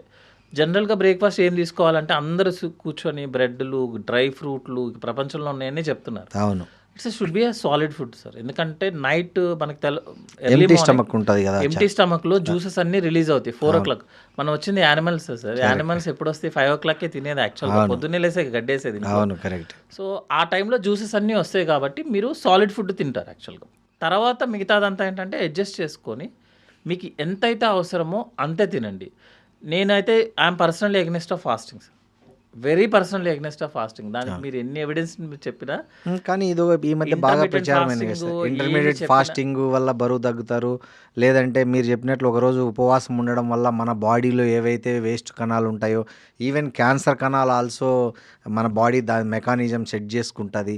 సో ఫాస్టింగ్ ఈజ్ నెసెసరీ అని అది ఒక క్యాంపెయిన్ స్టార్ట్ అయింది ఈ మధ్య. నేను సార్ ఇవన్నీ ఏంటంటే పర్సనల్ ఎవిడెన్సెస్ సార్ అవన్నీ. ఓకే. సపోజ్ ఇప్పుడు నేను ఒక 10 days ఫాస్టింగ్ చేశాను, మీరు ఆటోమేటిక్గా వెయిట్ లాస్ అవుతారు, అందులో గొప్పే ఉంది. ఎన్ని రోజులు చేయగలరు అలా? అవును. మన లైఫ్ స్పాన్లో సపోజ్ 80 years లైఫ్ స్పాన్లో మీరు ఎన్ని రోజులు చేస్తారు అట్లాగా? ఈ ఉపవాసం వల్ల వచ్చే నష్టాలు ఏంటి చెప్పండి సార్. ఇప్పుడు మీరు ఎంటీ స్టమక్ మీద ఉన్నారు సార్, లోపల ఏమీ లేవు, మన జ్యూసెస్ సిక్రెట్ అవుతూనే ఉంటాయి. అవుతుంటే మన బాడీ మీద అవి లివర్లో జ్యూస్ కెపాసిటీ ఇస్ 1.5 liters. ఓకే. లివర్లో 1 drop ఆఫ్ బైల్ కూడా స్టోర్ అవ్వదు. ఆ 1.5 liters జ్యూస్ ఎక్కడికి వెళ్ళాలి సార్? ఎక్కడికి వెళ్తుంది? గాల్ బ్లాడర్లోకి వెళ్తుంది. గాల్ బ్లాడర్లో కాన్సన్ట్రేట్ అయ్యి ఒక 50 mlకో 60 mlకో కాన్సన్ట్రేట్ అవుతుంది. మీరు ఎప్పుడైతే ఫుడ్ తింటారో ఆ ఫుడ్ కోసం ఈ 50 ml మన రస్నా జ్యూస్ కలిసి 1.5 liters కింద బయటకు వస్తుంది. సపోజ్ మీరు ఫాస్టింగ్ ఉన్నారు సార్, ఆ 1.5 liters రిలీజ్ అయ్యేదే మీరు ఏం చేసినా రిలీజ్ అవుతుంది. అవును, ఆల్రెడీ స్టాక్ ఉంటుంది కాబట్టి. అసలు మీరు ఏం చేసినా సరే లివర్లో జ్యూస్ రిలీజ్ అవ్వాల్సిందే. మీరు చచ్చిపోయే ముందు రోజు కూడా లివర్ జ్యూస్ రిలీజ్ అవుతుంది. Okay. So liver juice release అయింది, ఎక్కడ స్టోర్ అవుతుంది? గాల్ బ్లాడర్లో. మీరు తినరు, హ్యాపీగా ఫాస్టింగ్ పెట్టుకున్నారు, ఆ గాల్ బ్లాడర్లో స్టోర్ అయిన జ్యూస్ గాల్ స్టోన్స్ కింద కన్వర్ట్ అవుతుంది. Patient is intermediate fasting presenting with gall bladder stones. Is it కరెక్టా? ఇంకొకటి ప్యాంక్రియాస్ జ్యూస్ ఉంది సార్. ప్యాంక్రియాస్ జ్యూస్ మీకు 2.5 liters సీక్రెట్ అవుతుంది. అందులో కూడా 1 ml కూడా స్టోర్ అవ్వదు, అసలు అందులో యాక్టివేటే అవ్వదు. అది మీరు ఫుడ్ తినట్లేదు, జ్యూస్ ఎక్కడికి వెళ్ళాలి? అదంతా మీరు ఆపలేరు, మీరు ఎందుకంటే ఇది హార్మోనల్ ఆల్రెడీ ఫిక్స్ చేసేసారు. మీరు ఫాస్టింగ్ ఉండి నోరు కట్టేసుకున్నంత మాత్రాన లోపల జ్యూస్ ఆగడం కుదరదు. మీరు సెలవైనా ఆపలేరు యాక్చువల్గా. కరెక్ట్. సెలవైనా ఆపలేము. దానికి మీరు ఫాస్టింగ్ చేస్తారు. దాని బదులు మీరు ఏదైతే అవసరం ఉందో, సపోజ్ ఈరోజు మీరు బాగా వర్క్ చేశారు, you're very tired off, you're living, fasting చేసి ఎందుకుంటారు? ఇంకోటి ఏంటంటే ఇది చేస్తే ఒక పేషెంట్కి మంచి జరుగుతుంది, ఒక ఆయిల్ వాడితే మీకు హెయిర్ బాగా పెరుగుతుంది, గ్లో అవుతుంది అనేది అవుట్ సైడ్ ఏది ఇంపాక్ట్ చూపించదు. జనరల్గా ఏముండదు, అట్లా ఏముండదు సార్. ఉండొచ్చు, పేపర్స్ ఉండొచ్చు, అన్నీ ఉండొచ్చు, కానీ ముఖ్యంగా సార్ ఈ గ్యాస్ట్రిక్తో బాధపడే వాళ్ళు కొన్ని మార్కెట్లో దొరికే ఈనో టైప్ ఇట్లాంటివన్నీ తీసుకొని అది ఎంతవరకు కరెక్ట్ సార్? అది జనరల్గా సార్ ఇప్పుడు ఎస్డిటీ ప్రాబ్లం వచ్చిన వాళ్ళు ఎవరైనా సరే ఇన్ జనరల్గా ఫస్ట్ యూస్ చేసేది ఈనో. ఎందుకంటే మన ఎస్డిటీ అంటే H+ అయాన్, ఈనోలో ఉండేది ఏమో బైకార్బ్స్. సో ఇమీడియట్గా న్యూట్రలైజ్ అయిపోతుంది. న్యూట్రలైజ్ అయిపోయి మనకి కార్బన్ డైఆక్సైడ్ని బయటికి రిలీజ్ చేస్తుంది. మీరు ఏం ఫీల్ అవుతున్నారు? నాకు ఎస్డిటీ ఉంది, లోపల చాలా గ్యాస్ ఉందని ఫీల్ అవుతున్నారు. నేను మీకు ఈనో ఇచ్చాను అనుకోండి, ఈనోనో బైకార్బ్ ఇచ్చారనుకోండి, మీరు ఒక 5 minutes తర్వాత బయటికి గ్యాస్ తీస్తారు, కార్బన్ డైఆక్సైడ్ బయటికి తీస్తారు. మీరు ఏమనుకున్నారు? ఇప్పుడు దాకా నాకు లోపల గ్యాస్ ఉందనుకుంది, 10 నిమిషాల తర్వాత మీరు బయటికి తీశారు. What you feel? నా గ్యాస్ లేదు అనుకుంటారు. జనరల్గా లోపల గ్యాస్ ఉండదు యాక్చువల్గా. There is no gas in స్టమక్లో ఏం గ్యాస్ ఉండదు. అక్కడ ఏంటంటే ఎస్డిటీ ఎక్కువ ఉండి H+ అయాన్స్ వల్ల మనకి ఆ ఫీలింగ్ ఉంటుంది, గ్యాస్ ఉండదు లోపల. మీరు చూపేసినా లోపల గ్యాస్ దొరకదు, గ్యాస్ ఉండడానికి ఆప్షన్ లేదు అక్కడ. కాకపోతే ఇది ఏంటంటే కంప్లీట్గా న్యూట్రలైజ్ చేసి ఇమీడియట్ రిలీఫ్ ఇస్తుంది. ప్రాబ్లం ఏమవుతుందంటే రిలీజ్ ఇచ్చేటప్పుడు మనకి కార్బన్ డైఆక్సైడ్ రిలీజ్ చేస్తుంది. Carbon dioxide is danger for food pipe. So Eno ఎక్కువ తాగే వాళ్ళకి, ఈనో ఎక్కువ తీసుకునే వాళ్ళకి ఫుడ్ పైప్ యొక్క డ్యామేజ్ ఎక్కువ జరుగుతుంది. సో ఏంటంటే ఇమీడియట్గా కావాలి అంటే ఓకే, ఒకసారి తీసుకోవడం అనేది తప్పేం లేదు. యూస్ఫుల్ అయితే తీసుకోమనే చెప్తాము. ఎందుకు సఫర్ అవ్వాలి? Don't suffer. మీరు పెయిన్ కిల్లర్స్ మీకు పెయిన్ ఉందనుకోండి, ఒక 2 రోజులు పెయిన్ కిల్లర్స్ వేసుకోండి, ఏం కిడ్నీ డైలీ వేసుకో. కంటిన్యూ చేయడం అనేది రాంగ్. అండ్ కంటిన్యూగా మీకు ఎసిడిటీ ప్రాబ్లం వస్తుంది, మీరు ఈనో రోజు వాడుతున్నారు, అయినా మీకు తగ్గట్లేదంటే డాక్టర్ని కలవకుండా నేను వేసుకుంటానంటే అనేది రాంగ్. ఒక్కసారి ఇమీడియట్ రిలీఫ్ కోసం వేసుకోవడంలో తప్పేం లేదు. That is clear. Okay sir, ఇంకోటి ఈ ఏదైతే మనం ఈ రోబోటిక్ సర్జరీ అనేది ఏదైతే ఉందో, ఆ రోబోటిక్ సర్జరీ అనేది ఒక కార్పొరేట్ జిమ్మిక్ అనే ఒక క్యాంపెయిన్ కూడా ఉంది బయట. ఇది ఎంతవరకు correct sir?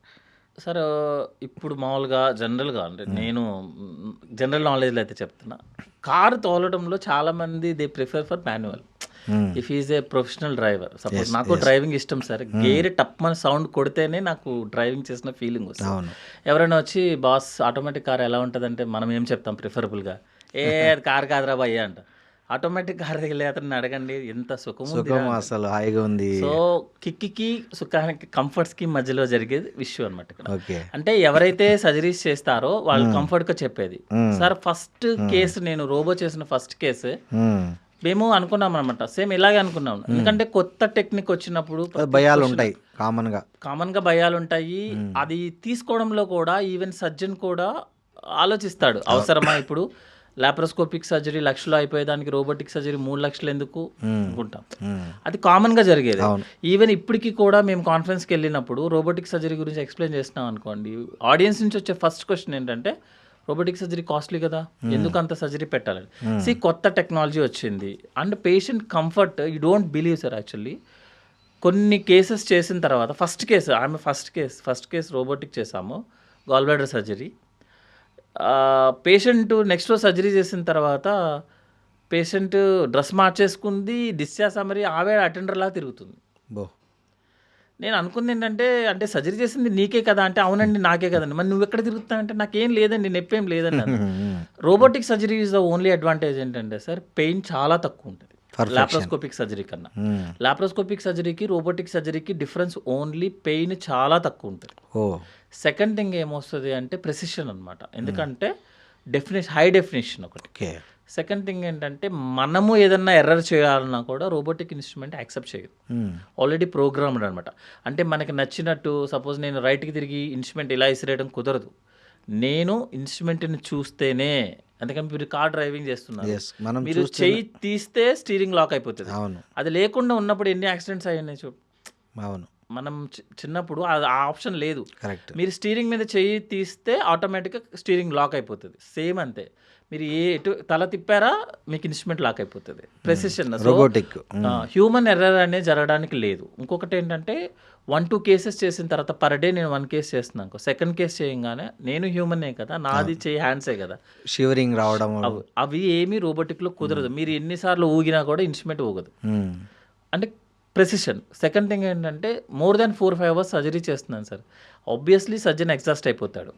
So bottom surgeries అంటే మనము గైనిక్ సర్జరీస్ కానీ, బ్లాడర్ సర్జరీస్, ప్రోస్టేట్ సర్జరీస్ కానీ, లేకపోతే ఫుడ్ పైప్ సర్జరీస్ కానీ, మోర్ దాన్ 5-6 అవర్స్ అయ్యే surgeries robotic is the best. ఎందుకు అంటే surgeon is in a very comfortable position. నేను కంఫర్ట్గా ఉన్నాను అనుకోండి, I can give the results for the patient very good actually. And నాకు ఒక ఇన్స్ట్రుమెంట్ హెల్ప్ చేస్తుంది కదా. సో రోబోటిక్ అనేది కార్పొరేట్ జిమ్మిక్ కాదు సార్ యాక్చువల్గా. ఏదైనా సరే ఇప్పుడు మీకు లాప్రోస్కోపీ వచ్చినప్పుడు కూడా ఇదే చేశారు. అవును, ఏంటిది ఇన్స్ట్రుమెంట్ లోపల పెట్టడం ఎందుకు, హ్యాపీగా ఎదురుగా కనిపిస్తున్నానని చేసుకోక అనేది ఇంత కట్లు చేసేవాళ్ళం. అవును. కానీ లాప్రోస్కోపీకి వచ్చిన తర్వాత డేస్ పెరిగే కొద్దీ కాస్ట్ తగ్గిపోతుంది ఆటోమేటిక్గా. సో ఇప్పుడు లాప్రోస్కోపిక్ ఇన్స్ట్రుమెంట్ లేని 10 బెడెడ్ హాస్పిటల్ కూడా లేదు. హైదరాబాద్ అనే కాదు, ఈవెన్ చిన్న హాస్పిటల్స్లో కూడా 50 బెడెడ్ ఉన్న చోటల్లో లాప్రోస్కోపిక్ ఇన్స్ట్రుమెంట్ ఉంది. మేము పీజీ చేస్తున్న టైంలో లాప్రోస్కోపిక్ ఇన్స్ట్రుమెంట్ ఛార్జ్ వేసేవాళ్ళు సపరేట్గా, surgery plus laparoscopic instrument charge. ఇప్పుడు మీరు లాప్రోస్కోపీకి కాకుండా ఓపెన్ చేయించుకుంటేనే ఎక్కువ ఛార్జ్ పడుతుంది. అవును, కరెక్ట్ సార్. సో కొన్ని రోజులు అయిపోయిన తర్వాత రోబోటిక్ కూడా సేమ్ ఉంటుంది sir. It is not a corporate gym. Patient comfortability అంటే లేటెస్ట్ వచ్చినప్పుడు comforts, patient comfort. Sir endoscopy, colonoscopy అంటే ఇంకా చాలా మందిలో చాలా భయం ఉంది. సో ఎందుకు భయము? జనరల్గా ఎండోస్కోపీ, కొలనోస్కోపీ అనేది రెగ్యులర్గా చెకప్ చేయించుకోవాలన్నా, లేకపోతే ఏదైనా పర్టికులర్ సిమ్టమ్స్ కనపడినప్పుడు మాత్రం కంపల్సరీ చేయించుకోవాల్సిన టెస్ట్లు అవి యాక్చువల్గా? జనరల్గా సార్ ఎండోస్కోపీ గురించి ఏంటంటే మనకి నోట్ లోపల ఒక లిక్విడ్ వేస్తారనమాట, జైలోకెన్ లిక్విడ్. ఇది ఏమన్నా కొంచెం చేదుగా ఉంటుంది. కొంతమందికి వామిటింగ్ సెన్సేషన్ వస్తే వాళ్ళకి మనం మత్తిస్తాం, సెడేషన్ ఇస్తాం అన్నమాట. అంటే నిద్రపుచ్చుతాం అంతే, వేరే కాంప్లికేషన్ ఏమి ఉండదు. Procedure maximum time is 2 minutes, అంతకు మించి టైం పట్టదు. నెక్స్ట్ వేసిన తర్వాత కూడా పేషెంట్ విత్ ఇన్ 5 minutes మళ్ళీ నార్మల్కి వచ్చేస్తారు, తను తినేస్తారు, తాగేస్తారు, ఇంటికి వెళ్ళిపోవచ్చు. OP procedure. ఎండోస్కోపీలో మనకి ఎటువంటి ఇష్యూస్ రావు యాక్చువల్గా. ఓన్లీ ఏంటంటే కొంతమంది ఎవరైనా ఓవర్ యాంగ్షియస్ పేషెంట్స్ ఉంటారు, కొంతమంది నోట్లో కొట్టమేస్తా అంటే ఎవడొప్పుకుంటారు, అప్పుడు వాళ్ళకి మనం కొంచెం ఎనస్థీషియా ఇచ్చి సెట్ చేస్తాం. కానీ ఎవరికి చేయాలనేది మెయిన్ ఇంపార్టెంట్. ఎవరికి చేస్తామంటే జనరల్గా కంప్లైంట్ బేస్ చేసుకోండి సార్. సపోజ్ ఇప్పుడు పేషెంట్కి గ్యాస్ట్రిక్ ప్రాబ్లం ఎక్కువ వస్తుంది, ఆల్రెడీ అతను మెడిసిన్స్ యూస్ చేస్తున్నాడు, లైఫ్ స్టైల్ మోడిఫికేషన్స్ అన్నీ చేసుకున్నాడు, అయినా కూడా ఎసిడిటీ ప్రాబ్లం వస్తుంది. సో లోపల ఏదైనా హెచ్ పైలరీ ప్రాబ్లం ఉందా, అల్సర్స్ ఏమైనా ఉన్నాయా చెక్ చేయడానికి చేస్తాం. ఓకే. అలా కాకుండా కొంతమందికి ఏంటంటే తేన్పులు బాగా వచ్చేస్తున్నాయి అన్నమాట. ఎన్ని మెడిసిన్స్ యూస్ చేసినా వర్కౌట్ అవ్వట్లేదు. అంటే ఫుడ్ పైప్లోకి ఏదో యాసిడ్ రిఫ్లెక్స్ అవుతుంది అనమాట. లేదు నైట్ టైం కాఫ్ వస్తుంది, గురక ఎక్కువ వచ్చేస్తుంది, వాళ్ళకి ఏం చేస్తామంటే మనము ఎండోస్కోపీ చేస్తాం ఫస్ట్. వాళ్ళకి ఏంటంటే రిఫ్లెక్స్ కనుక్కోవడానికి కోసం. కొంతమందికి మోషన్లో నలుపు వస్తుంది, వాళ్ళకి ఏంటంటే మెలీనా అంటాము. వాళ్ళకి ఏంటంటే స్టమక్ లోపల ఏదన్నా అల్సర్స్ ఉంటే అవి బ్లీడ్ అయ్యి వస్తాయి. అలా కాకుండా లివర్ పేషెంట్స్ ఉంటారన్నమాట, సిఎల్డి అంట, క్రానిక్ లివర్ డిసీజ్ అనమాట. వాళ్ళకి ఏంటంటే ఎండోస్కోపీ చేస్తే మనకి ఫుడ్ పైప్లో వైరసెస్ ఉన్నాయో లేదో చెక్ చేస్తాం. సో మనం ఎందుకు చేస్తామనేది పేషెంట్కి అర్థం అవ్వాలి, చేసే అతనికి అర్థం అవ్వాలి. లేకపోతే అందరికీ ఎండోస్కోపీలు అనేది కరెక్ట్ కావచ్చు. ఎందుకంటే 90% ఎండోస్కోపీలో మనకి ఎస్డిటీ తప్ప ఏం తెలియదు సార్. ఎస్డిటీకి ట్రీట్మెంట్ సేమ్ అవే వస్తాయి. సో బిఫోర్ ఎండోస్కోపీ కొన్నిసార్లు మెడిసిన్స్ ట్రై చేసి తగ్గకపోతేనే ఎండోస్కోపీకి వెళ్తాం. కానీ లివర్ పేషెంట్స్కి అలా ఉండదు. అంటే పేషెంట్ని బట్టి. ఇప్పుడు సపోజ్ ఒక పేషెంట్ నాకు మోషన్లో బ్లాక్ కలర్ వచ్చాడు అనుకోండి సార్, అతనికి నేనేం మెడిసిన్ ట్రై చేసి చేయను, డైరెక్ట్గా ఎండోస్కోపీ చేయాల్సిందే. అట్లా కాకుండా ఓన్లీ ఎస్డిటీ కంప్లైంట్తో వచ్చాడు అనుకోండి, ముందు మెడిసిన్స్ ట్రై చేసి ఎండోస్కోపీ చేస్తాం. బట్ మాక్సిమం 1-2 minutes ప్రొసీజర్ అంతే, మించి ఏముండదు. పెయిన్ ఏముండదు, 90% పెయిన్ ఏముండదు. ఇది అంటే రెగ్యులర్గా చెకప్ చేయించుకునే సార్ ఎండోస్కోపీ, కొలనోస్కోపీ కానీ ఏదైనా సరే రెగ్యులర్ చెకప్స్ ఏముండదు. ఎందుకంటే అవి ప్రాబ్లం వచ్చినప్పుడు మాత్రమే సార్. ఎందుకు అంటే అవి నోట్లోకి వేయటం కదా, ఇట్స్ ప్రొసీజర్. ఏదైనా చిన్న ప్రాబ్లం అయితే కాంప్లికేషన్స్ వస్తాయి. సార్ ఇందాక వామిటింగ్స్ అన్నారు కదా మీరు, ఎక్కువగా వామిటింగ్స్ కొంతమందికి ఏది తిన్నా వామిటింగ్ అయిపోతుంటుంది, చిన్న పిల్లల దగ్గర నుంచి చాలా పెద్ద ఏజ్ వరకు. సో ఎందుకు అది ఎక్కువ, అంటే ఏం కడుపులోకి ఏం పోయినా వెంటనే ఇమ్మీడియట్గా వచ్చేస్తుంటుంది, ఎందుకు అది ఎట్లా జరుగుతుంది? ఇప్పుడు మనం ఫుడ్ తీసుకుంటున్నాం అనుకున్నాం, సపోజ్ ఫుడ్ పైప్లో నిల్వ ఉండదు, మనం తినగానే ఫుడ్ పైప్ దాటేసి స్టమక్ దగ్గరికి వెళ్ళాలి. Stomach capacity is normal, stomach capacity is 50 ml. Okay. మనకి 1 liter వరకు పడుతుంది. అప్పటి వరకు కూడా అది కెపాసిటీ మెయింటైన్ చేస్తుంది. సపోజ్ మీకు ఎస్డిటీ ప్రాబ్లం ఉంది పేషెంట్ అనుకోండి సార్, 100 ml రీచ్ అవ్వగానే ఇంకా అది టాలరేట్ చేయదు. ఓకే. టాలరేట్ చేయకుండా ఐదర్ కిందకైనా పుష్ చేయాలి లేదా పైకైనా పుష్ చేయాలి. మన బాడీలో రూల్ ఏంటంటే అట్లీస్ట్ 30% డైజెషన్ స్టమక్లో అయిపోవాలి, అప్పుడే స్మాల్ ఇంటెస్టైన్ ఓపెన్ అవుతుంది మన కోసం.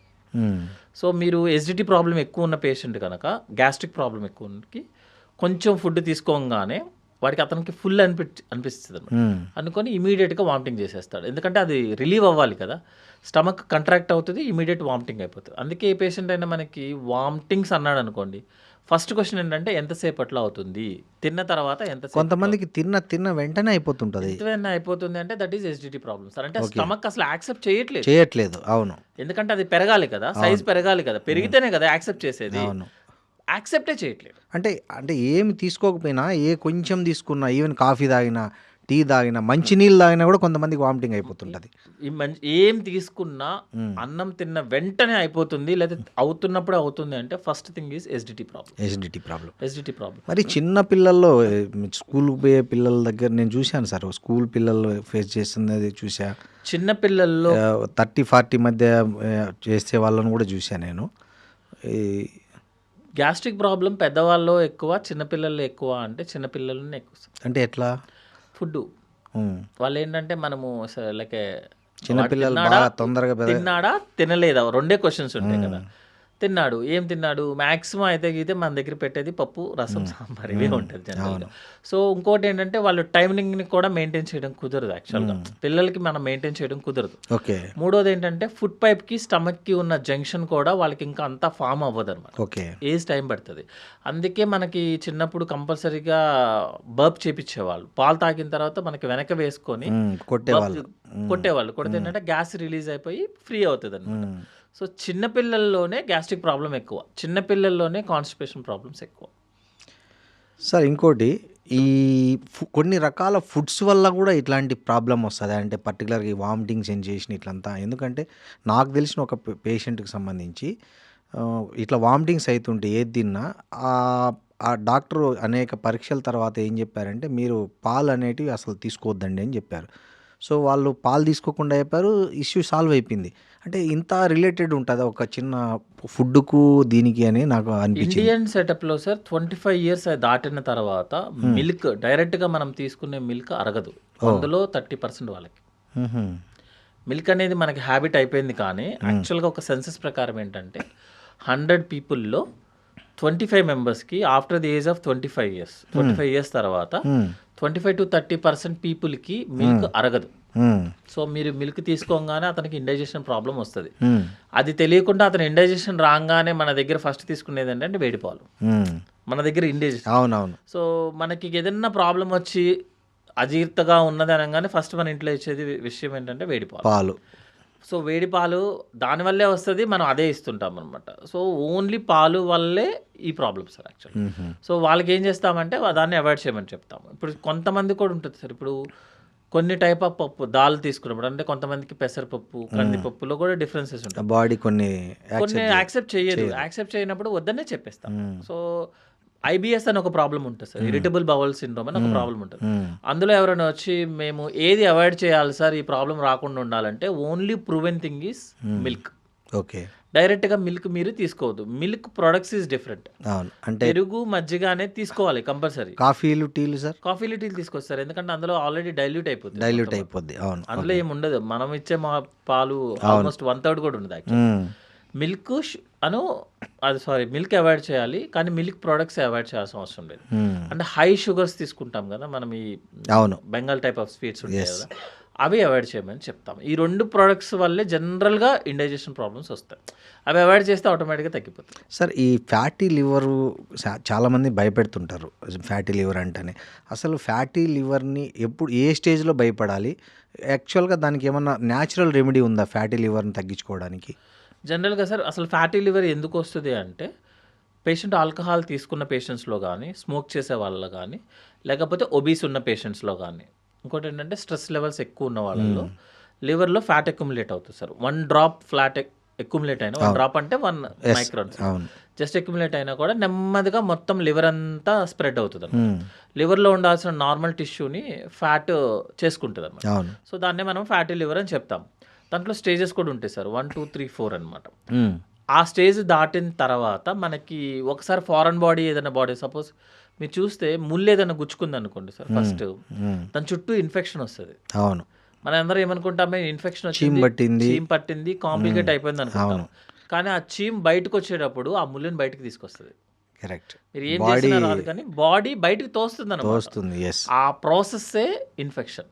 ఇన్ఫెక్షన్ అనేది ప్రొటెక్షన్ మెకానిజం అంతే తప్పించి మన మెకానిజం కాదు. అవును. సో అదే సేమ్ టైం ఏంటంటే ఆ ఫ్యాట్ అక్యుములేట్ అవ్వగానే మన లివర్ ఒక రియాక్షన్ క్రియేట్ చేస్తుంది, దాన్ని హెపటైటిస్ అంటాం. మ్, సో జనరల్గా డైజెస్ట్ చేసుకోవడానికి ట్రై చేస్తుంది మన బాడీ, మ్, అవ్వలేదనుకోండి అది ఆపోజిట్ రియాక్షన్ అవుతుంది అనమాట. సపోజ్ మీరు ఆ ఇన్ఫెక్షన్ సరిగ్గా కంట్రోల్ అవ్వలేదు, మీ ఇమ్యూనిటీ బాగాలేదనుకోండి, కాలు పాడైపోతుంది.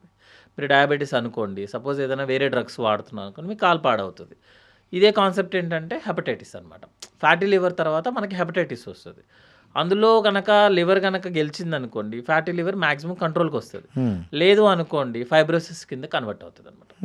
దాన్ని స్టీటో హెపటైసిస్ అంటాము. నాష్ అనమాట. ఇప్పుడు కొత్తగా నాన్ ఆల్కహాలిక్ స్టీటో హెపటైటిస్ అంటే ఆల్కహాల్ తీసుకోని వాళ్ళకు కూడా ఒబీస్ ఉంటే వాళ్ళకి వచ్చేస్తుంది. ఫైబ్రోసిస్ వస్తుంది. దాన్ని 1, 2, 3, 4 గ్రేడ్స్ ఉంటాయి. తర్వాత సిర్రోసిస్, తర్వాత లివర్ క్యాన్సర్, తర్వాత ప్రాబ్లం.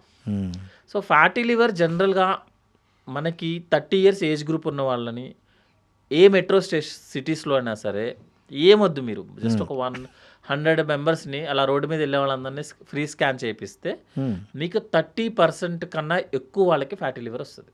ఎందుకంటారు? హ్యాబిట్స్, లైఫ్ స్టైల్ హ్యాబిట్స్, అంటే life style habits, stress levels ఎక్కువ అయ్యే కొద్దీ సేపు సర్క్యులేషన్ మన బాడీలో ఉన్న ఆల్మోస్ట్ 2/3 బ్లడ్ లివర్ ద్వారానే ట్రాన్స్మిట్ అవ్వాలి. అవును. సో మీరు సేమ్ స్ట్రెస్ ఎక్కువైంది అనుకోండి, ఆ లివర్లో ఉన్న బ్లడ్ సర్క్యులేషన్ కూడా డ్యామేజ్ అవుతుంది, ఆటోమేటిక్గా ఫ్యాట్ అక్యుములేట్. ఇప్పుడు స్టేజ్ 1 స్టేజ్ 2లో అంటే జనరల్గా తగ్గించడానికి జనరల్ ఏం ప్రిఫర్ చేస్తారండి? జనరల్గా ఫ్యాటీ లివర్ ఎందుకు వచ్చింది సార్? ఒకటే క్వశ్చన్, లైఫ్ స్టైల్ కాదా? ఆల్కహాల్ ఆపాలి. సెకండ్ థింగ్ ఈజ్ ఒబీసా కాదా? ఒబిసిటీ ఉంటే మనం వెయిట్ లాస్ బరువు తగ్గాలి. నెక్స్ట్ స్ట్రెస్ లెవెల్స్ తగ్గించుకోవాలి. సో ఫ్యాటీ లివర్ అనేది జనరల్గా నార్మల్ ప్రాబ్లం యాక్చువల్లీ. మన బాడీలో ఫ్యాట్ ఎలా అయితే వస్తుందో, పొట్ట ఎలా వచ్చిందో దానికి ఏం చేస్తాం మనం?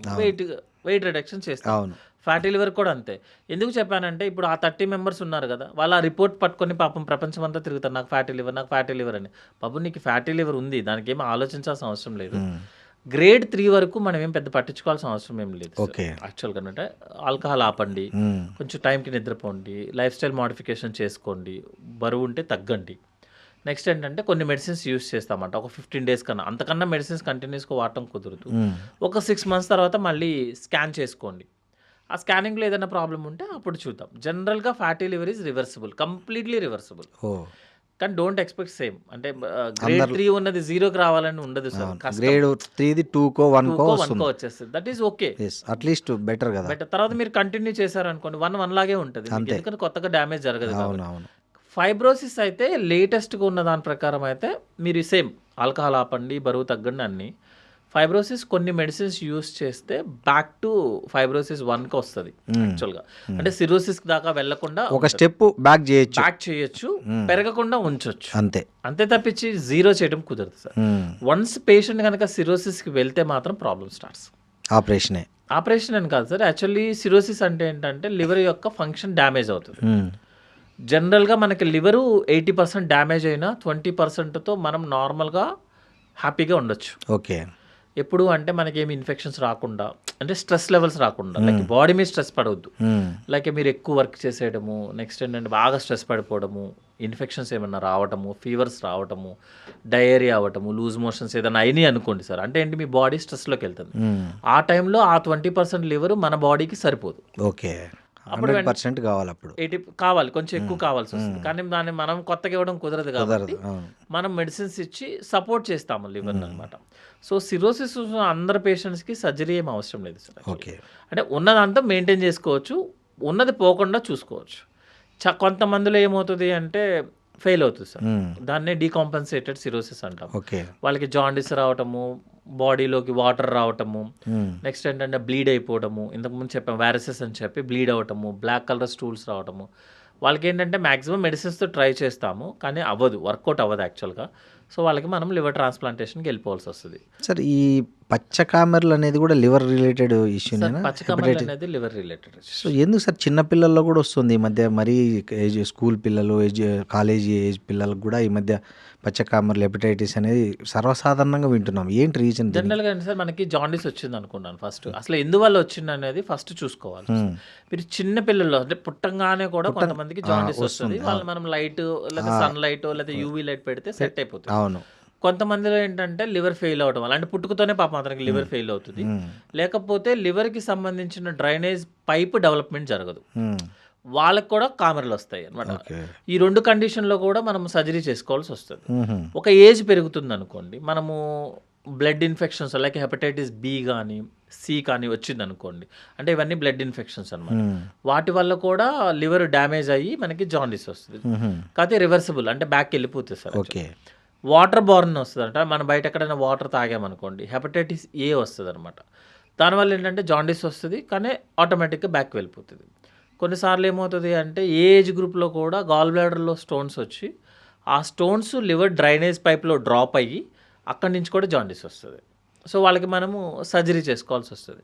కొంతమందికి ఏంటంటే క్యాన్సర్స్ లాగా వచ్చి జాండీస్ వస్తుంది, కొంతమందికి వేరే చోట్ల ఇన్ఫెక్షన్స్ వచ్చి like dengue infection, malaria infections వచ్చి జాండీస్ వస్తుంది.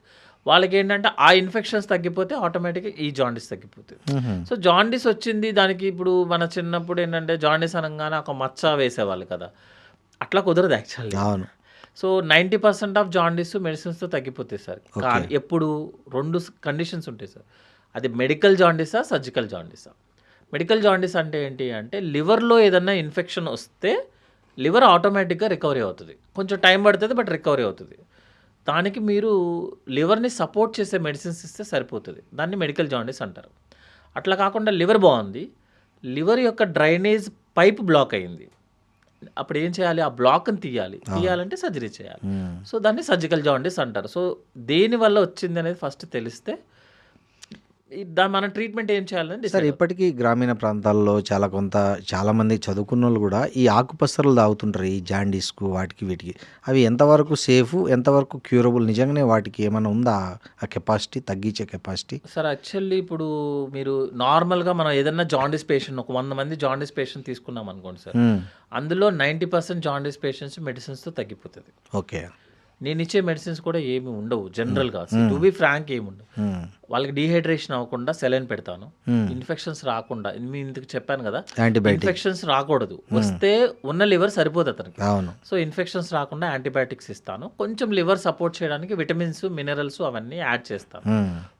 విటమిన్స్, మినరల్స్ యాడ్ చేస్తే ఆ లివర్ రికవరీ అవ్వడానికి టైం తీసుకునే లోపల మనం సపోర్ట్ చేస్తాం. ఇవన్నీ సపోర్ట్ మెజర్సే, అవన్నీ బాడీ కూడా చేస్తుంది. ఈ పసర్లు, మచ్చలు ఇవన్నీ ఏంటి అంటే టు బి ఫ్రాంక్ అవన్నీ కుదరవు యాక్చువల్గా. ఇప్పుడు మీరు పసర పోస్తారు, ఆకు పసర పోసిన వాళ్ళకే ఎక్కువ లివర్ డ్యామేజ్ అవుతుంది. ఆ పసరు కూడా లివరే కదా కంట్రోల్ చేయాలి, అంతే కదా. ఇప్పుడు మీరు పసరు తాగేశారు సార్, హ్యాపీ బాగలేదు, మరి హెవీ డ్యూటీ అవుతుంది. అదే లివర్, నేనేమో లివర్ సపోర్ట్ చేయడానికి మెడిసిన్స్ ఇస్తున్నాను, పసరేమో లివర్ మీద ఇంకా ఎక్కువ ప్రెషర్ పడికి ఇంకా ఎక్కువ జాండీస్ వస్తుంది. సో ఇంకోటి మచ్చ కూడా అంతే, సేమ్ మచ్చ ఏంటంటే లైక్ పాములాగా అనమాట. మీకు పాము కాటికి మందేస్తారంట, మనకే తెలుసు కదా 95% ఆఫ్ పాములకు విషయం ఉండదు. సో అవి వాటి విషయంలో ఇది ట్రూ అనిపిస్తుంది.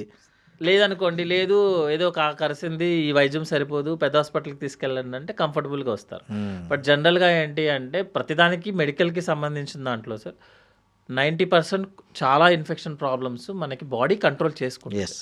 దాన్ని యూజ్ చేసుకొని వేరే డిపార్ట్మెంట్స్ డెవలప్ అవుతుంది. అవును సార్. ఈ గ్యాస్ట్రో లివర్కి సంబంధించిన మేజర్ ఆపరేషన్స్ ఇవాళ రేపు మిడిల్ క్లాస్ కూడా చాలా బర్డన్గా ఉన్నాయి కదా సార్.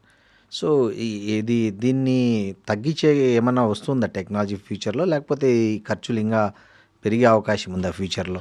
సార్ జనరల్గా మన డేస్ పెరిగే కొద్దీ ఖర్చులు తగ్గుతాయి యాక్చువల్గా. ఎందుకు అంటే మోర్ కంపెనీస్ ఎంటర్ అయ్యే కదా. ఇప్పుడు మీకు రోబోటిక్ ఉంది sir, instrument cost around 10 to 12 crores ఉంది.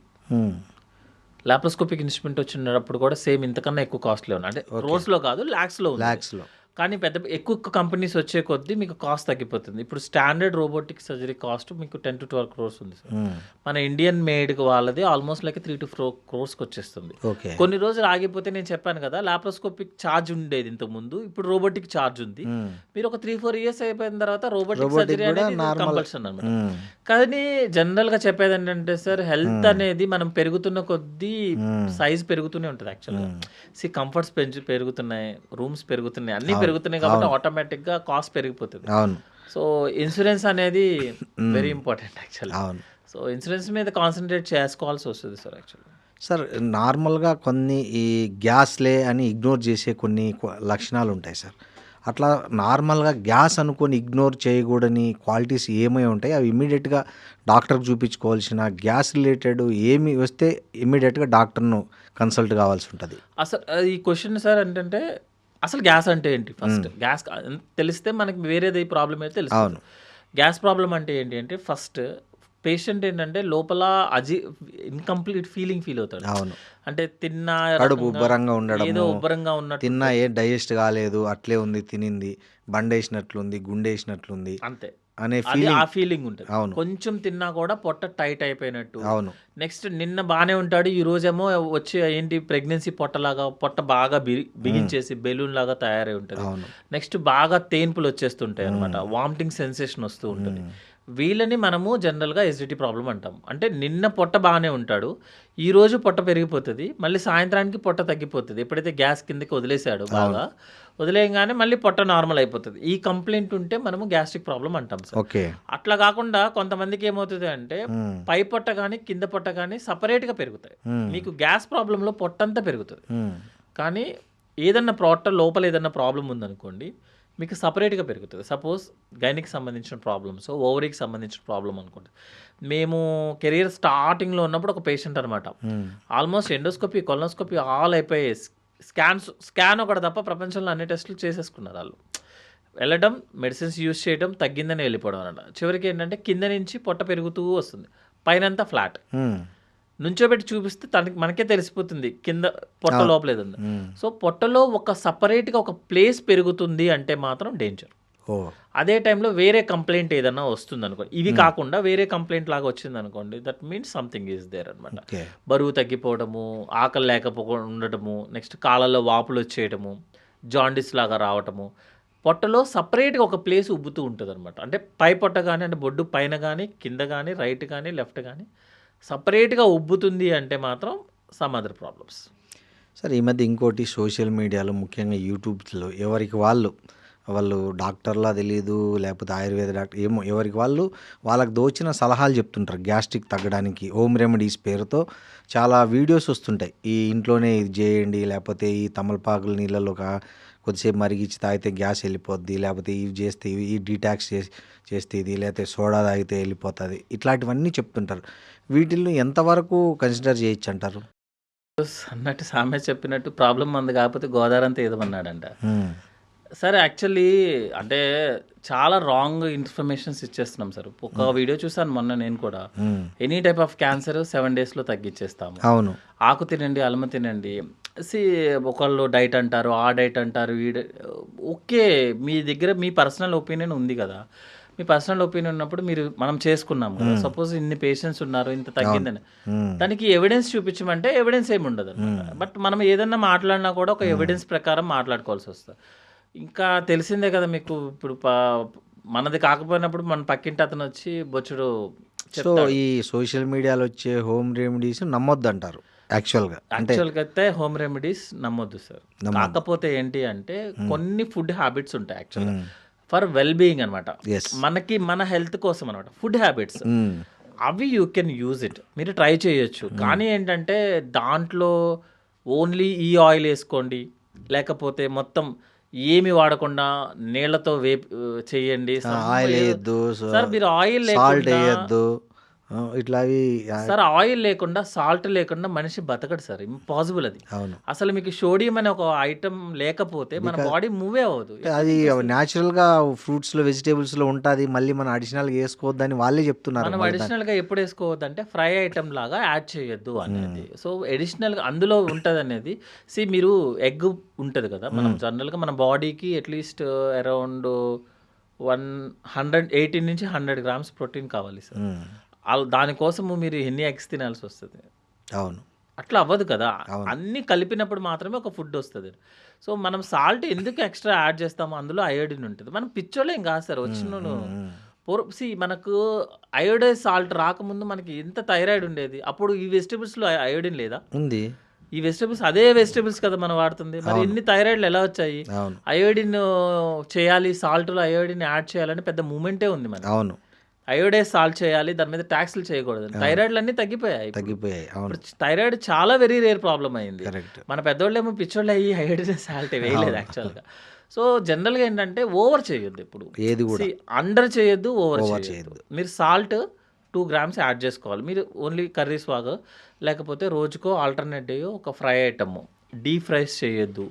డీప్ ఫ్రైస్ చేయదంటే వారానికి ఒకసారి 2 సార్లు, బికాజ్ అది మనకి ఫీలింగ్ ఇస్తుంది, మనం మనిషి ఉన్నాడన్న ఫీలింగ్ ఉంటుంది. కరెక్ట్. నాన్ వెజిటేరియన్ అనేది వారానికి ఒకసారి 2 సార్లు అంతే, లిమిటెడ్గా. అంతేగాని ఒక 100 grams chicken, mutton, what ever thing is లిమిటెడ్గా అంటే వారానికి 1-2 సార్లు. బయటికి వెళ్ళొద్దు, బయటికి తినొద్దు అంటే కుదురుద్దా సార్ ఈ రోజుల్లో? కుదరదు, అవ్వదు అది. అంతేగాని ఫుడ్ అనేది ఒక టాపిక్ లాగా చూడొద్దు. ఫుడ్ అనేది మన జనరల్లో ఆల్రెడీ మన ఇంట్లో ఉంది, మన దాన్ని ఏమి కొత్తగా కమర్షియల్గా తయారు చేయొద్దని. ఆయిల్ లేకుండా కుదరదు sir. What is the best oil అనేది చెప్పడానికి ఎవరూ లేరు ఇక్కడ. ఎందుకంటే ఆయిల్లో ఉన్న ప్రతిదీ కూడా, గ్రౌండ్ నట్ ఆయిల్లో ఉన్నది ఒక పని చేస్తుంది, కోకోనట్ ఆయిల్లో ఉన్నది ఒక పని చేస్తుంది, సాఫ్లవర్, సన్ఫ్లవర్. చిన్నప్పటి నుంచి నేను చిన్నప్పుడు గ్రౌండ్ నట్ ఆయిల్ సార్, ఫైనల్గా తిప్పి గ్రౌండ్ నట్ ఆయిల్కే వచ్చింది మళ్ళీ. అవును, మధ్యలో ఉన్న సైంటిస్టులు సన్ఫ్లవర్, సోయా అంతా వెళ్ళిపోయి మళ్ళీ గ్రౌండ్ ఆయిల్కే వచ్చింది. మళ్ళీ కోకోనట్ ఆయిల్ అన్నారు. కోకోనట్ ఆయిల్ ఉన్న కేరళలో హార్ట్ డిసీజ్లు ఎన్ని సార్? హైయెస్ట్ కేరళలోనే ఉంటాయి అనమాట. సో ఏ ఆయిల్ మంచిది, ఏ ఆయిల్ బ్యాడ్ అని కాదు. ఆయిల్ అనేది లిమిటెడ్గా మనకి ఎంతైతే అవసరమో అంత వాడుకోండి, అంతే కదా సార్. హ్యాపీగా తినండి, వర్క్ చేయండి. ఇప్పుడు మన గుడ్ కొలెస్ట్రాల్ వచ్చేది ఆయిల్ నుంచే కదా. మనిషి ఆయిల్ లేకుండా తినాలి, సాల్ట్ లేకుండా తినాలి ఎట్లా కుదురుతుంది? అంతే కదా. ఒక ప్రోడక్ట్ని ఎప్పుడు మనము పక్కన పడేటట్లేదు, అన్ని పైవాడిచ్చింది, హ్యాపీగా తినొచ్చు. తిని వర్క్ చేసి స్ట్రెస్ లేకుండా ఉండండి. మెయిన్ సార్ ఎవరికి తెలియని విషయం ఏంటంటే స్ట్రెస్. స్ట్రెస్ కాదు, food is not a criteria. మీరు ఒబీస్ ఉన్న పేషెంట్ని ఎంత లావుగుంటాడు, అరే ఈడు ఇంద్ర బాబు నడలేడు అన్నాడు, తిరుపతి మెట్లు గంటలో ఎక్కి పారేస్తాడు. అవునండి, బక్కగా ఉంటాడు, వాడు 10 నిమిషాలు అవ్వగానే కింద కూర్చుంటాడు. సో వెయిట్ చాలా మందికి కూడా మీరు చూడండి, ఒక్కొక్కరికి ఇంత పొట్ట ఉండి ఇంత పెద్ద ఇవి ఉంటాయి, బట్ వాళ్ళు చాలా ఓల్డ్ ఏజ్గా ఉంటారు, మంచిగా తింటుంటారు, అన్నీ బాగా నడుస్తుంటారు, చేస్తుంటారు. వేరే చాలా స్మార్ట్గా ఉండి ఎక్కడ ఏమి ఎక్స్ట్రా లేని వాళ్ళకి చాలామంది మీరు చెప్తున్న జబ్బులతో బాధపడుతున్నారు. అన్నీ ఉంటుంది సార్. మనం బికాస్ ఆఫ్ స్ట్రెస్ అంటారు. ఓన్లీ స్ట్రెస్ అన్నిటికంటే అనేది అదే తింటా ఇదే తింటా అనేది అలా ఉండదు. అన్ని ఏది ఎక్స్ట్రా తినొద్దు, ఏది అండర్ తినొద్దు, అన్ని బ్యాలెన్స్డ్గా వాటర్ తీసుకోండి, మంచిగా కార్బోహైడ్రేట్, ప్రోటీన్ అన్నీ కలిసి ఉండేలాగా, ఫ్యాట్. సార్ జనరల్గా ఈ వాటర్ మీద కూడా ఒక ఇది క్లారిటీ లేదు. అంటే మగవాళ్ళు ఎన్ని లీటర్లు తీసుకోవాలి ఫర్ డే, ఆడవాళ్ళు ఎన్ని లీటర్లు మినిమం? యాక్చువల్గా అంటే ఆ క్వశ్చన్ మగవాళ్ళు మేల్ ఫీమేల్కి నాకు డిఫరెన్స్ కరెక్ట్గా ఐడియా లేదు, బట్ జనరల్గా 2 to 2.5 litres is enough sir. ఎందుకు అంటే మీరు ఎక్కువ తీసుకున్నారనుకోండి, దాన్ని ఎవరు ఫిల్టర్ చేయాలి? కిడ్నీయే ఫిల్టర్ చేయాలి. సో తక్కువ తీసుకున్నారనుకోండి, మళ్ళీ అది కిడ్నీయే ఫిల్టర్ చేయాలి. అంటే ఉన్న దాంట్లో నుంచే మ్యాక్సిమం ట్రై చేయాలి. ఎక్కువ తీసుకున్నా కిడ్నీ ఎక్కువ ఫంక్షన్ చేయాలి. కానీ 4 లీటర్స్ 5 లీటర్స్ వరకు తీసుకోమని చెప్తుంటారు సార్ చాలా మంది. జనరల్గా ఏంటంటే సార్, ఇప్పుడు మీరు సపోజ్ నేను 3 లీటర్స్ కన్నా ఎక్కువ తీసుకున్నాను సార్, 3 లీటర్స్ కన్నా 5 డబల్ తీసేసుకున్నాను. ఈ రోజు కిడ్నీ ఫంక్షనింగ్ స్టార్ట్ అయింది. అట్లా కిడ్నీ మామూలుగా 100 years 3 లీటర్స్కి ప్రిపేర్ అయిన కిడ్నీ 6 లీటర్స్ పర్ డే తీసుకుంటే ఎన్ని రోజులు వస్తుంది సార్? అది మిషనే కదా, అదే కాదు కదా, అది మిషనే. అంటే తక్కువ తీసుకున్నా అదే పని చేయాలి, ఎందుకంటే బాగా కాన్సన్ట్రేట్ చేసుకొని యూరిన్లో ఎంతైతే అవసరమో అంతే పంపించాలి, అది మిషనే సార్. ఎక్కువ ఇప్పుడు మీరు ఆల్కహాల్ తీసుకున్నారు, ఆల్కహాల్ తీసుకుంటే లివర్ ఎందుకు పోతుంది సార్? ఆల్కహాల్కి లివర్కి ఏంటి సంబంధం? అదే ఫిల్టర్ చేయాల్సింది. అదే. మీరు ఎక్కువ తీసుకుంటే ఎక్కువ పోతుంది, తక్కువ తీసుకుంటే తక్కువ పోతుంది. సార్ ఈ లివర్కి సంబంధించి బాగా అపోహ ఏదైనా ఉందా సార్? పెద్ద అపోహ ఏంటంటే, ఎగ్జాంపుల్ ఓన్లీ మందు తాగే వాళ్ళకే లివర్ పాడవుతుంది అనేది ఒక పెద్ద అపోహలాగే కనిపిస్తుంది సార్. ఇంకా ఏమన్నా ఉన్నాయి అట్లా లివర్కి సంబంధించి మిత్స్ ఏమన్నా ఉన్నాయి సార్? నేను ఆల్కహాల్ని సపోర్ట్ చేయను, ఓకేనా. Alcohol, smoking or both are dangerous to health. కానీ మేము జనరల్గా అబ్జర్వేషన్ ఏంటంటే, ఆల్కహాల్ తీసుకునే వాళ్ళు సపోజ్ కొంతమంది లేచిన దగ్గర నుంచి స్టార్ట్ చేసి తాగుతూనే ఉంటారు. అవును. కొంతమంది ఎప్పుడో తాగుతూ ఉంటారు. అవును. ఎప్పుడో తాగిన వాళ్ళకి కొన్నిసార్లు ఎక్కువ డ్యామేజ్ అవుతుంది. బాగా తాగిన వాళ్ళు వాళ్ళ లైఫ్ లాంగ్ బాగానే ఉంటాడు. ఎందుకు అంటే ఆల్కహాల్ తీసుకున్న తర్వాత డైజెషన్ చేయాల్సిన బాధ్యత లివర్లో అన్ని ఎంజైమ్స్ కరెక్ట్గా ఉంటే మ్యాక్సిమం లివర్ ట్రై చేస్తుంది మనల్ని ఏమి పాపం మంచిది. యాక్చువల్గా 90% మనల్ని చంపేసినా కూడా మనల్ని చంపదు అది. అవును. సో మ్యాక్సిమం ఆల్కహాల్ ని డైజెస్ట్ చేయడానికి ట్రై చేస్తుంది. మన అదృష్టమో దురదృష్టమో కొద్దీ లివర్లో ఆ డైజెస్ట్ చేసే ఎంజైమ్స్ ఏదన్నా కొంచెం అటు ఇటు ఉన్నాయి అనుకోండి సార్, మనకు తెలియని ప్రపంచం చాలా ఉంది కదా సార్. ఏదైనా తగ్గింది అనుకోండి బై మిస్టేక్, ఈ కొంచెం ఎవరైతే తీసుకున్నారో వాళ్ళు ఎక్కువ దొరికిపోవచ్చు. అదేలే, వాళ్ళ లివర్ యొక్క కెపాసిటీని బట్టి అతని జెనెటికల్ కాంపోజిషన్ బట్టి ఉంటుంది. ఇంకోటి ఏంటంటే, మనకి ఎన్ని ఎంజైమ్స్ ఉన్నాయి అనేది వీ డోంట్ నో, తెలియదు. మనకు తెలియని ప్రపంచం చాలా ఉంది. ఇది సార్ అంటే ఎన్ని పెగ్గుల వరకు సేఫ్? ఐ మీన్ తర్వాత మందులో సోడా కలుపుకోవడం కరెక్టా, వాటర్ కలుపుకోవడం, దాని మీద కూడా కొద్దిగా డిఫరెంట్ ఆఫ్ ఒపీనియన్ ఉంది. అంటే అది ఏది ఉంది, కొంతమంది తమలపాకు పట్టుకొని తిప్పితే డీటాక్సిఫికేషన్ అంటారు. సో ఈ కాన్సెప్ట్ కరెక్టేనా? మందులో సోడా కలిపితే డైల్యూట్ అవుతుంది, లివర్ ఫంక్షనింగ్ ఈజీ అవుతుంది అనేది ఒక నమ్మకం.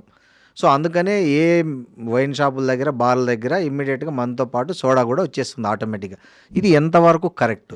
దీంట్లో ఎంత సైంటిఫిక్ ఉంది చెప్పండి. ఇప్పుడు ఒక ప్రోడక్ట్ ఉంది సార్, ఒక సపోజ్ ఆల్కహాల్ ఎంతవరకు సేఫ్ అనే క్వశ్చన్ ఉంది సార్ అనుకుందాం. అవును. మీరు నేను సేమా? కాదు. మీ వెయిట్, నా హైట్, మీ జెనెటిక్, మీ సోషల్, మీ ఫ్యామిలీ, మీ జీన్స్ అన్ని డిఫరెంట్ కదా. అన్ని డిఫరెంట్. ఆల్కహాల్ తీసుకొని మీరు తాగండి, నేను తాగుతాను, అది ఎంత డ్యామేజ్ చేస్తుంది అనేది ఎట్లా కన్ఫర్మ్ చేస్తాను చెప్పండి? మీరు వేరు, నేను వేరు. అవును. మీ జీన్స్ వేరు, నా జీన్స్ వేరు సార్. సెకండ్ థింగ్ ఏంటంటే, ఇప్పుడు మీ మీదే నేను చేయాలన్నీ. మీరు సోడా తాపించాలి, మీ చేత వాటర్ తాపించాలి, తమలపాకులు తిప్పాలి, అన్నీ మీ మీదే చేయాలి. నేను కన్ఫర్మ్ చేయాలంటే, ఏది సేఫ్ అనే కన్ఫర్మ్ చేయాలంటే ఒక మనిషి మీదే చేయాలి, అంతేగాని 100 మంది మీద చేసి. ఇప్పుడు జనరల్గా స్టడీస్ ఎట్లా ఉంటుందంటే సార్, ఒక 20 మందిని సోడాతో, ఒక 20 మందిని వాటర్తో, ఇంకో 20 మందిని ఇంకో దాంతో చేసి రిజల్ట్స్ని కంపేర్ చేస్తారు. అవును. ఎందుకంటే మనకున్న ఆప్షన్ అదే. సో అట్లా అట్లా రీసెర్చెస్ జరిగాయా ఇప్పటి వరకు? Researches జరుగుతాయి సార్, జరుగుతాయి అది జరిగినవి ఏమొచ్చింది చెప్పండి, అది మెయిన్ మాకి. సార్. ఇది చాలా ఇంపార్టెంట్ టాపిక్ మాకి. సార్ నేనైతే ఫస్ట్ క్వశ్చన్ ఆల్కహాల్ వద్దు ఏమొద్దురా మీరు యాజ్ ఎ డాక్టర్గా yes okay sir we agreed, కానీ మీ ఆ రీసెర్చ్లో ఏమొచ్చింది? సోడా తాగిన వాళ్ళకి ఎక్కువ డేంజర్ వచ్చిందా, నీళ్ళు తాగిన వాళ్ళకి వచ్చిందా, లేదా మీరు అన్నట్లు సార్, general- కూల్ డ్రింకులు, పెప్సీలు, లేదు, కోకో లేదు. కోలు ఏది అది? సార్ వాటరే. వాటరే. So water is safe. Water safe, ఎందుకంటే వాటర్లో ఏముండదుగా. Soda also danger. Soda is dangerous sir. సోడాలో కూడా బైకార్బ్స్ ఉంటాయి కదా. కూల్ డ్రింక్స్ లో షుగర్ ఉంటుంది, అవును మీకు జ్యూసెస్ లో కూడా షుగర్ లేకుండా ఇవ్వరు. ఇప్పుడు కొంత చాలా మంది ఆరెంజెస్ అవన్నీ వేసుకుంటారు కదా. అవును. But water is always safe కదా. Okay. But there is no safe limit for alcohol. So only soda అది ఏమంటారు, ఆ ఘాటును తగ్గించడానికి తప్ప తగ్గించడానికి అంతే. సేఫ్ అనేది కరెక్ట్ కాదు. సో ఆ మందు గాఢత తగ్గిస్తుంది, తగ్గించడానికి. ఆ చేదు నుంచి కొద్దిగా. Sir alcohol is from my side no alcohol. మీ సైడ్ అని కాదు సార్, జనరల్ జరుగుతుంది. ఎందుకంటే లేదు సార్, నేను యాక్చువల్ గా చాలా మందిని చూస్తాం కదా, ఎమర్జెన్సీలో పాపం యంగ్ ఫీమేల్స్ వస్తారు, అప్పుడే ఏదో ఈ డిపార్ట్మెంటల్ పార్టీలు అని అవన్నీ చేసుకుంటారు, వాళ్ళకి ప్యాంక్రియాటైటిస్ వచ్చేస్తుంది. ఫస్ట్ అటాకే ప్యాంక్రియాటైటిస్, ఇంకా లైఫ్ లాంగ్ వాళ్ళకి వస్తూనే ఉంటుంది అది. సో మనం సేఫ్ లిమిట్ పెట్టుకొని ఒక్కసారి తాగినా 100 సార్లు తాగినా సేమ్ వస్తుంది సార్ రిజల్ట్, అంటే మన జీన్స్ ని బట్టి. So there is no safe limit and safe brand కూడా లేదు.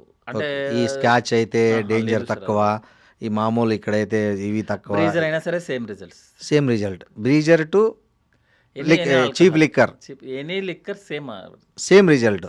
మరి ఎందుకు సార్ అన్నది రాయల్ సెల్యూట్ 24,000, గోల్డ్ లేబుల్ 15,000 ఏజ్ని బట్టి కోసం సార్? అదంతా తుస్సా? టంగ్ కోసం, టేస్ట్ ఆఫ్ టంగ్. మీరు టంగ్ తోనే కదా ఫీల్ అయ్యేది అది. అవును కరెక్టే సార్. ఏం సేఫ్ లిమిట్ ఉంటుంది సార్. ఫిల్టర్ సిగరెట్ ఈజ్ సేఫా అంటే యూస్ చేస్తారు, పెద్ద ఫిల్టర్. సేఫ్ కాదు సార్, సేఫ్ కాదు. ఓకే. ఏదైనా సేమ్, ఈవెన్ మీరు ఈ సిగరెట్, ఆల్కహాల్ ఏదైనా సేమ్ రిజల్ట్. Same result.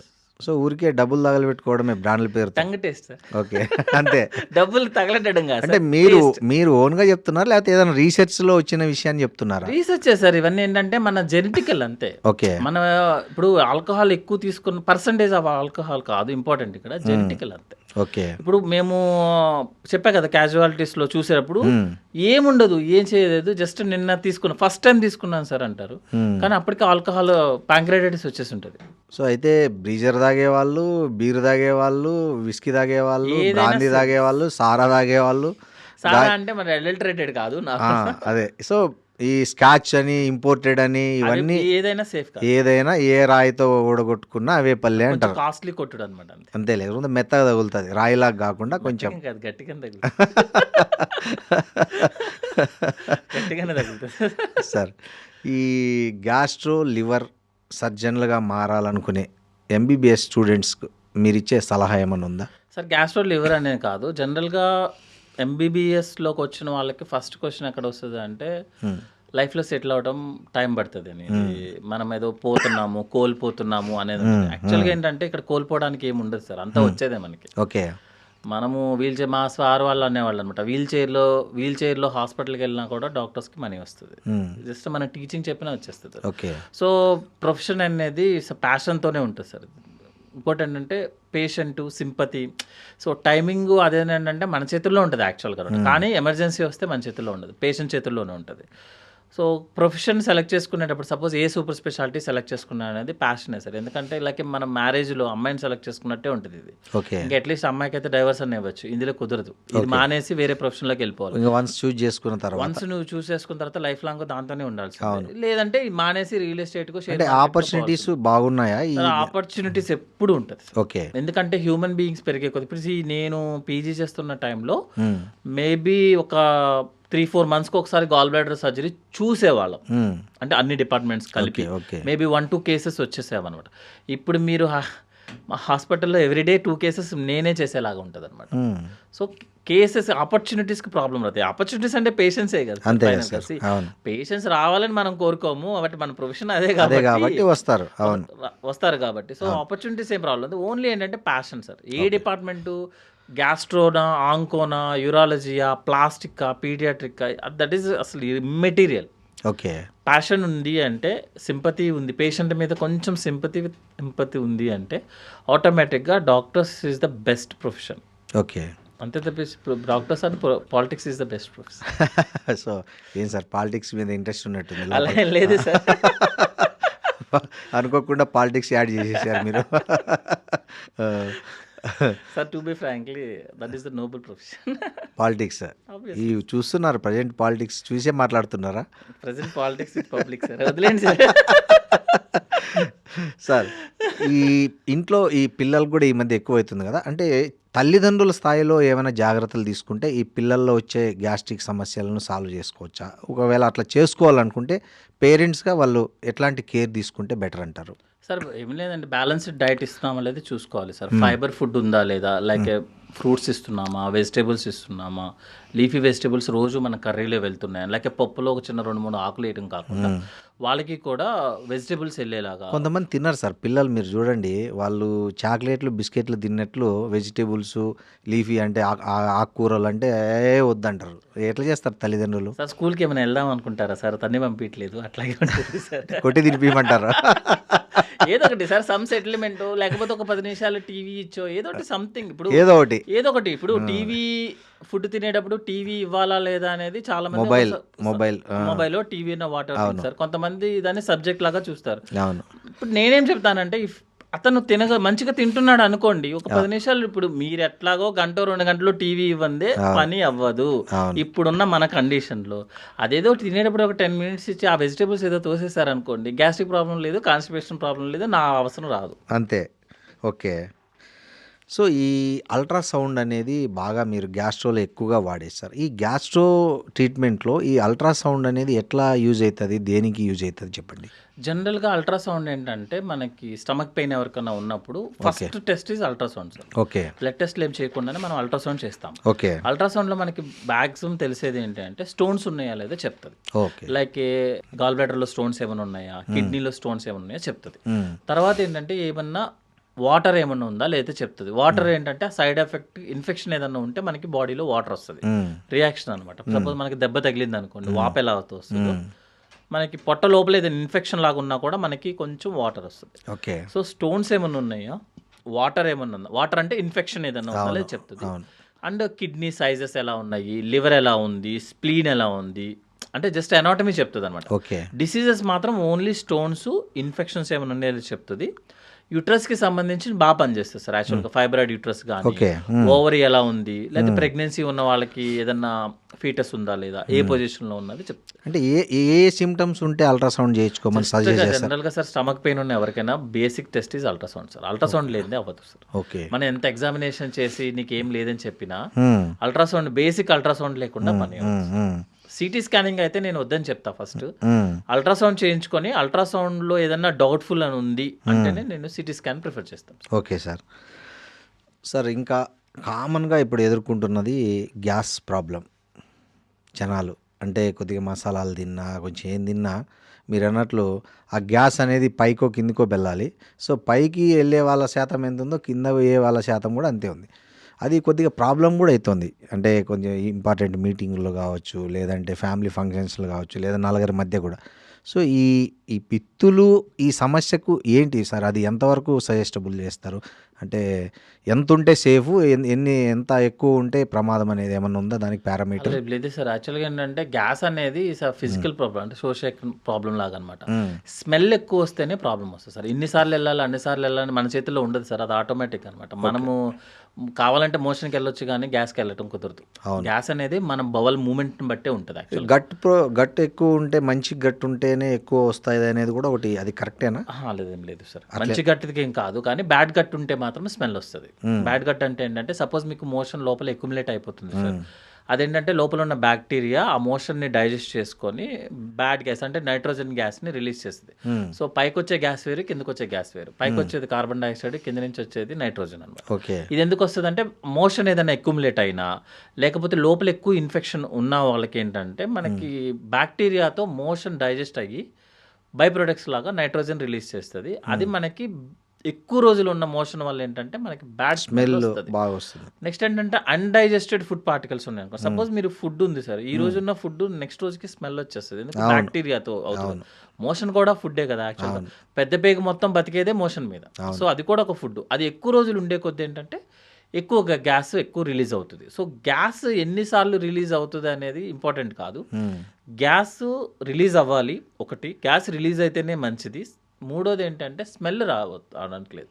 స్మెల్లో ఎక్కువ వస్తే ఏంటంటే మనకి అన్డైజెస్టెడ్ ఫుడ్ మెటీరియల్ ఎక్కువ ఉన్నట్టు లెక్క. నెక్స్ట్ ఏంటంటే మోషన్ రెగ్యులర్గా మోషన్ వెళ్ళట్లేదని.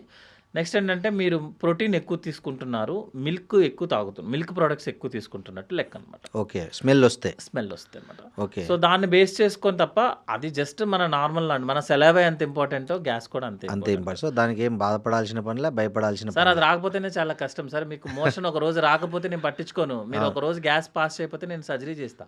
ఓ, అంత ప్రమాదమా? సరే అంతే కదా, మీరు మూమెంట్ లేనట్టు లెక్క. మీరు ఇప్పుడు మోషన్కి వెళ్దామని ఒక రోజు ఎవరైనా పిత్తు వేయకపోతే వాళ్ళు డేంజర్లో ఉన్నట్లు వాళ్ళు డేంజర్, ఎందుకంటే మూమెంట్ ఆగిపోయినట్లు లెక్క, పేగులు మూమెంట్ ఆగినట్లు లెక్క. సో నేను సర్జరీ అయిపోతే సార్, ఇప్పుడు పేషెంట్కి పెద్ద సర్జరీ చేశాను ఓకే అని అడిగే ఫస్ట్ క్వశ్చన్ ఏంటంటే నువ్వు ఎలా ఫీల్ అవుతున్నావు అని. ఇప్పుడు ఈ రోజు నువ్వు ఎలా ఉందంటే సార్ బాగుంది సార్ అంటాడు. బాగుంది అంటే ఏంటంటే నువ్వు వెల్ బీయింగ్. నేను బాగున్నాను అంటే మంచిగా ఉన్నా అయిపోయినట్లు. సర్జరీ నుంచి మీరు రికవరీ అవుతున్నట్లు లెక్క. రికవరీ అవుతున్నాడు అని ఫస్ట్ తెలుసుకునే మీనింగ్ అదే. పేషెంట్ ఎలా ఉన్నాడు, అతని ఫీలింగ్ ఎలా ఉంది, నేను బాగున్నట్టు ఉంది సార్ అంటే, లేదు సార్ ఏదో తేడా కొడుతుందంటే నిజంగా తేడా కొడుతుంది. సెకండ్ క్వశ్చన్ ఏంటంటే కింద నుంచి గ్యాస్ పాస్ చేసావా అని అడుగుతాం. మోషన్ పాస్ చేసామని అడగమా సర్జరీ తర్వాత 3 రోజుల తర్వాత మోషన్ పాస్ చేసినా నాకు ప్రాబ్లం లేదు, గ్యాస్ పాస్ చేసావా అని అడుగుతాం.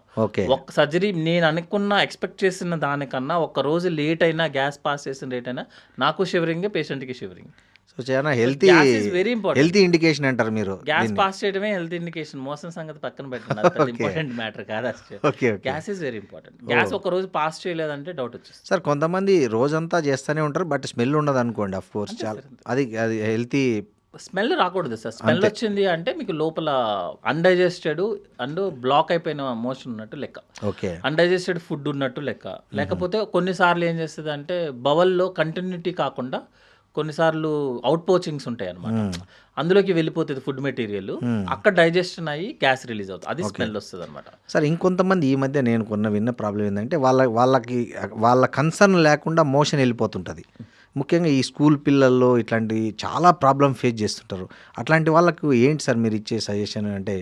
జనరల్గా కన్సర్న్ లేకుండా వెళ్తుంది అంటే వాళ్ళ ఏజ్ని బట్టి ఉంటుంది సార్. యాక్చువల్గా అంటే మామూలుగా మనకి చిన్నపిల్లల్లో నేను అనేది ఓకే, ఓల్డ్ ఏజ్ హోమ్లో అంటే దాన్ని వేరే వాళ్ళకి మనం చిన్నపిల్లలు ఏంటంటే మనకి వామ్స్ ఉన్నా లేకపోతే వాళ్ళకి లూజ్ మోషన్స్ ఉన్నా కూడా చాలాసార్లు ఏంటంటే మనకి ఇప్పుడున్న కార్పొరేట్ స్టైల్లో పిల్లలకి మనము డైపర్లతో మేనేజ్ చేస్తున్నాం 5 years వరకు కూడా.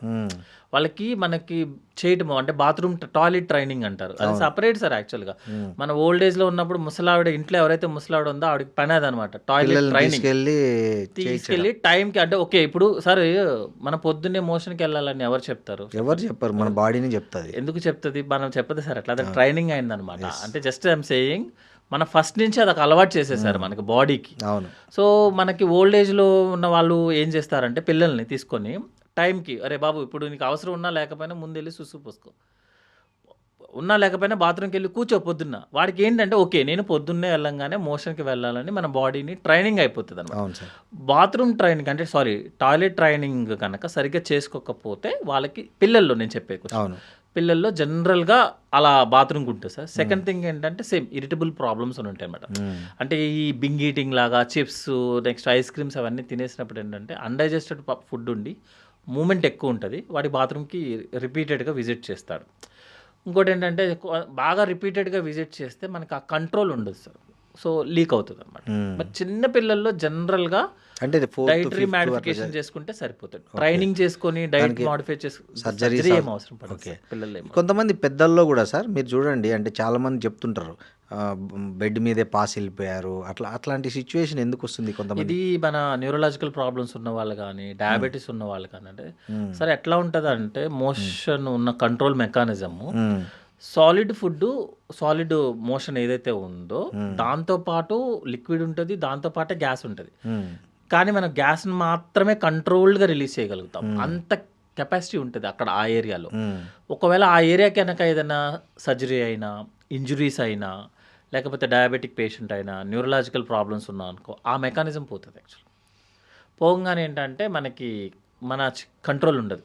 సార్ ఈ టాయిలెట్ కానీ యూరిన్ కానీ ఎక్కువసేపు ఆపుకోవడం కూడా కరెక్ట్ సేఫ్ కాదంటారు. కాదు సార్ ఇప్పుడు. ఎందుకు సార్? ఒకసారి మనకి మూమెంట్ వచ్చిందంటే ఆల్రెడీ మన బ్లాడర్ కెపాసిటీ, మోషన్ కెపాసిటీ దాటేసినట్టే సార్. మీరు ఎక్కువసారి ఆపారనుకోండి, అది ప్రెషర్ పడుతుంది కదా దాని మీద. సపోజ్ మీ బ్లాడర్ మీద ప్రెషర్ పడుతుంది అంటే ఏంటంటే యూరిన్ ఎక్కువసేపు ఆగుతుంది. మీరు ఎక్కువసేపు వాటర్ బయట పెడితేనే, మీరు ఆర్ఓ వాటర్ బయట పెట్టండి సార్, 2 రోజుల తర్వాత ఇన్ఫెక్ట్ అయిపోద్ది అది కూడా. మీరు బాగా బ్రిస్లరీ వాటర్ అని తీసుకొచ్చిన దాన్ని గిన్నెలో బయట పెడితేనే 2 రోజుల తర్వాత అది స్మెల్ పచ్చగా మారిపోతుంది. మరి మీరు యూరిన్ ఎక్కువసేపు ఆపుతారంటే ఆటోమేటిక్గా అది ఇన్ఫెక్ట్ అయిపోద్ది. మోషన్ కూడా అంతే సార్. మీరు ఎక్కువసేపు బ్లాక్ చేస్తారనుకోండి, వెళ్లకుండా బ్లాక్ చేస్తారనుకోండి, లోపల ప్రెషర్ పెరుగుతుంది, ఈ పైల్స్, ఫిషర్లు, ఫిస్టులా అన్నీ వచ్చేస్తాయి. ప్రెషర్ పెంచుకోవడమే అనమాట. సో జనరల్గా ఏం చెప్తామంటే మీరు ఎక్కువసేపు ఆపడానికి ట్రై చేసుకోవద్దు. సో కంఫర్టబుల్గా, సోషల్గా ఎప్పుడైతే అవైలబిలిటీ ఉందో అప్పుడు వెళ్ళిపోండి. పనిలో ఉన్నాము తర్వాత చూస్తామంటే మరి ఇంకొంతమందికి సార్ ఈ మామూలుగా హెల్తీగానే ఉంటారు వాళ్ళు గట్టిగా తుమ్మినప్పుడో లేదా గట్టిగా నవ్వినప్పుడో వాళ్ళకి యూరిన్ పాస్ అయిపోతుంది. అది ప్రెషర్ సార్, మన స్పింటర్ మెకానిజమ్స్ ఉంటాయి అనమాట. సో మన అబ్డామినల్ ప్రెషర్ ఎప్పుడు పెరగంగానే ఆ స్పింటర్ టైట్ అయిపోవాలన్నమాట. అది రిఫ్లెక్స్. సో మనం నవ్వినప్పుడు, దగ్గినప్పుడు ఏంటంటే ఆ 2 రిలీజ్ అవ్వకుండా, అంటే మోషన్, యూరిన్ రిలీజ్ అవ్వకుండా స్పింటర్స్ ఉంటాయి కదా సార్. యూరిన్కి స్పింటర్ ఉంటుంది. స్పింటర్ అంటే ఇట్స్ గేట్ అనమాట. అవును. ఆ గేట్ ఆటోమేటిక్గా మీరు దగ్గంగానే వెంటనే అది రిఫ్లెక్స్లో టైట్ చేసేయాలి, లేకపోతే ఎవరికైనా రిలీజ్ అయిపోతుంది. మెకానిజంలో పోతే అది అంతే. అదేమన్నా డేంజర్ ఏం కాదు సార్, బట్ ఏంటంటే సోషల్గా కొంచెం డిస్కంఫర్ట్ అంతే. వాళ్ళని ఏం చెప్తామంటే పెల్విక్ ఎక్సర్సైజెస్ అన్ని చేసుకోమని చెప్తాం అన్నమాట. అంటే మోషన్ వెళ్ళిన తర్వాత మనం ఒక మూమెంట్ ఇస్తాం కదా లాస్ట్ లో, ఎవ్రీబడి నోస్ దట్. మళ్ళీ యూరిన్కి వెళ్ళిన తర్వాత కూడా ఒక మూమెంట్ వస్తుంది. అవును, దాన్ని మనం కంటిన్యూస్గా చేసుకోవచ్చు కూడా. చేసుకుంటే ఏంటంటే మజిల్ స్ట్రెంగ్తన్ అయ్యి మనకి ఆ ప్రాబ్లం రాదు. కానీ అది డేంజర్ కాదు సార్. సోషల్గా కొంచెం డిస్కంఫర్ట్ ఉంటుంది. కొంతమందికి ఏంటంటే మరీ మాట్లాడుతున్నప్పుడు కూడా ప్రెజర్ పెరుగుతుంది మనకు. అప్పుడు కూడా లీక్ అయితే మనము సర్జరీ చేస్తాం sir. Okay.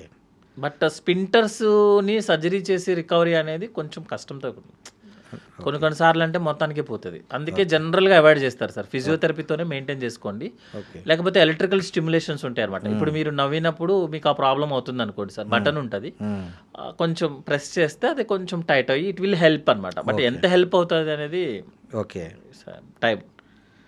So thank you అండి శ్రీమన్నారాయణ గారు. చాలా విలువైన సమాచారాన్ని మా ఐడ్రీమ్ ప్రేక్షకుల కోసం ఇచ్చారు. Thank you very much. And one more అండి, alcohol is injurious to health. December 31st రోజు అందుకే చెప్తున్నా. థ్యాంక్ యూ అండి. Thank you very much. And for more videos, please subscribe to iDream. Please subscribe to iDream. Please subscribe iDream. And please subscribe to iDream. For more videos, subscribe to iDream. please like, share and subscribe to the channel. Congratulations iDream. Subscribe to iDream. Subscribe to iDream. So subscribe to iDream Media. iDream ki iDream team andarki huge congratulations. Please subscribe iDream Media. Please subscribe to iDream. Subscribe iDream. Please subscribe to iDream. iDream అంటే నా కళల ఛానల్ను subscribe చేసుకున్న నోరు తిరుగుతలేదు, మీరైతే గంట గుర్తు కొట్టండి. For more such videos, please subscribe to iDream. Subscribe to iDream. Please subscribe to iDream. Please subscribe iDream Media. Please do subscribe to iDream. Please subscribe to iDream Media. For best entertainment and information, please subscribe iDream. And don't forget to subscribe to iDream.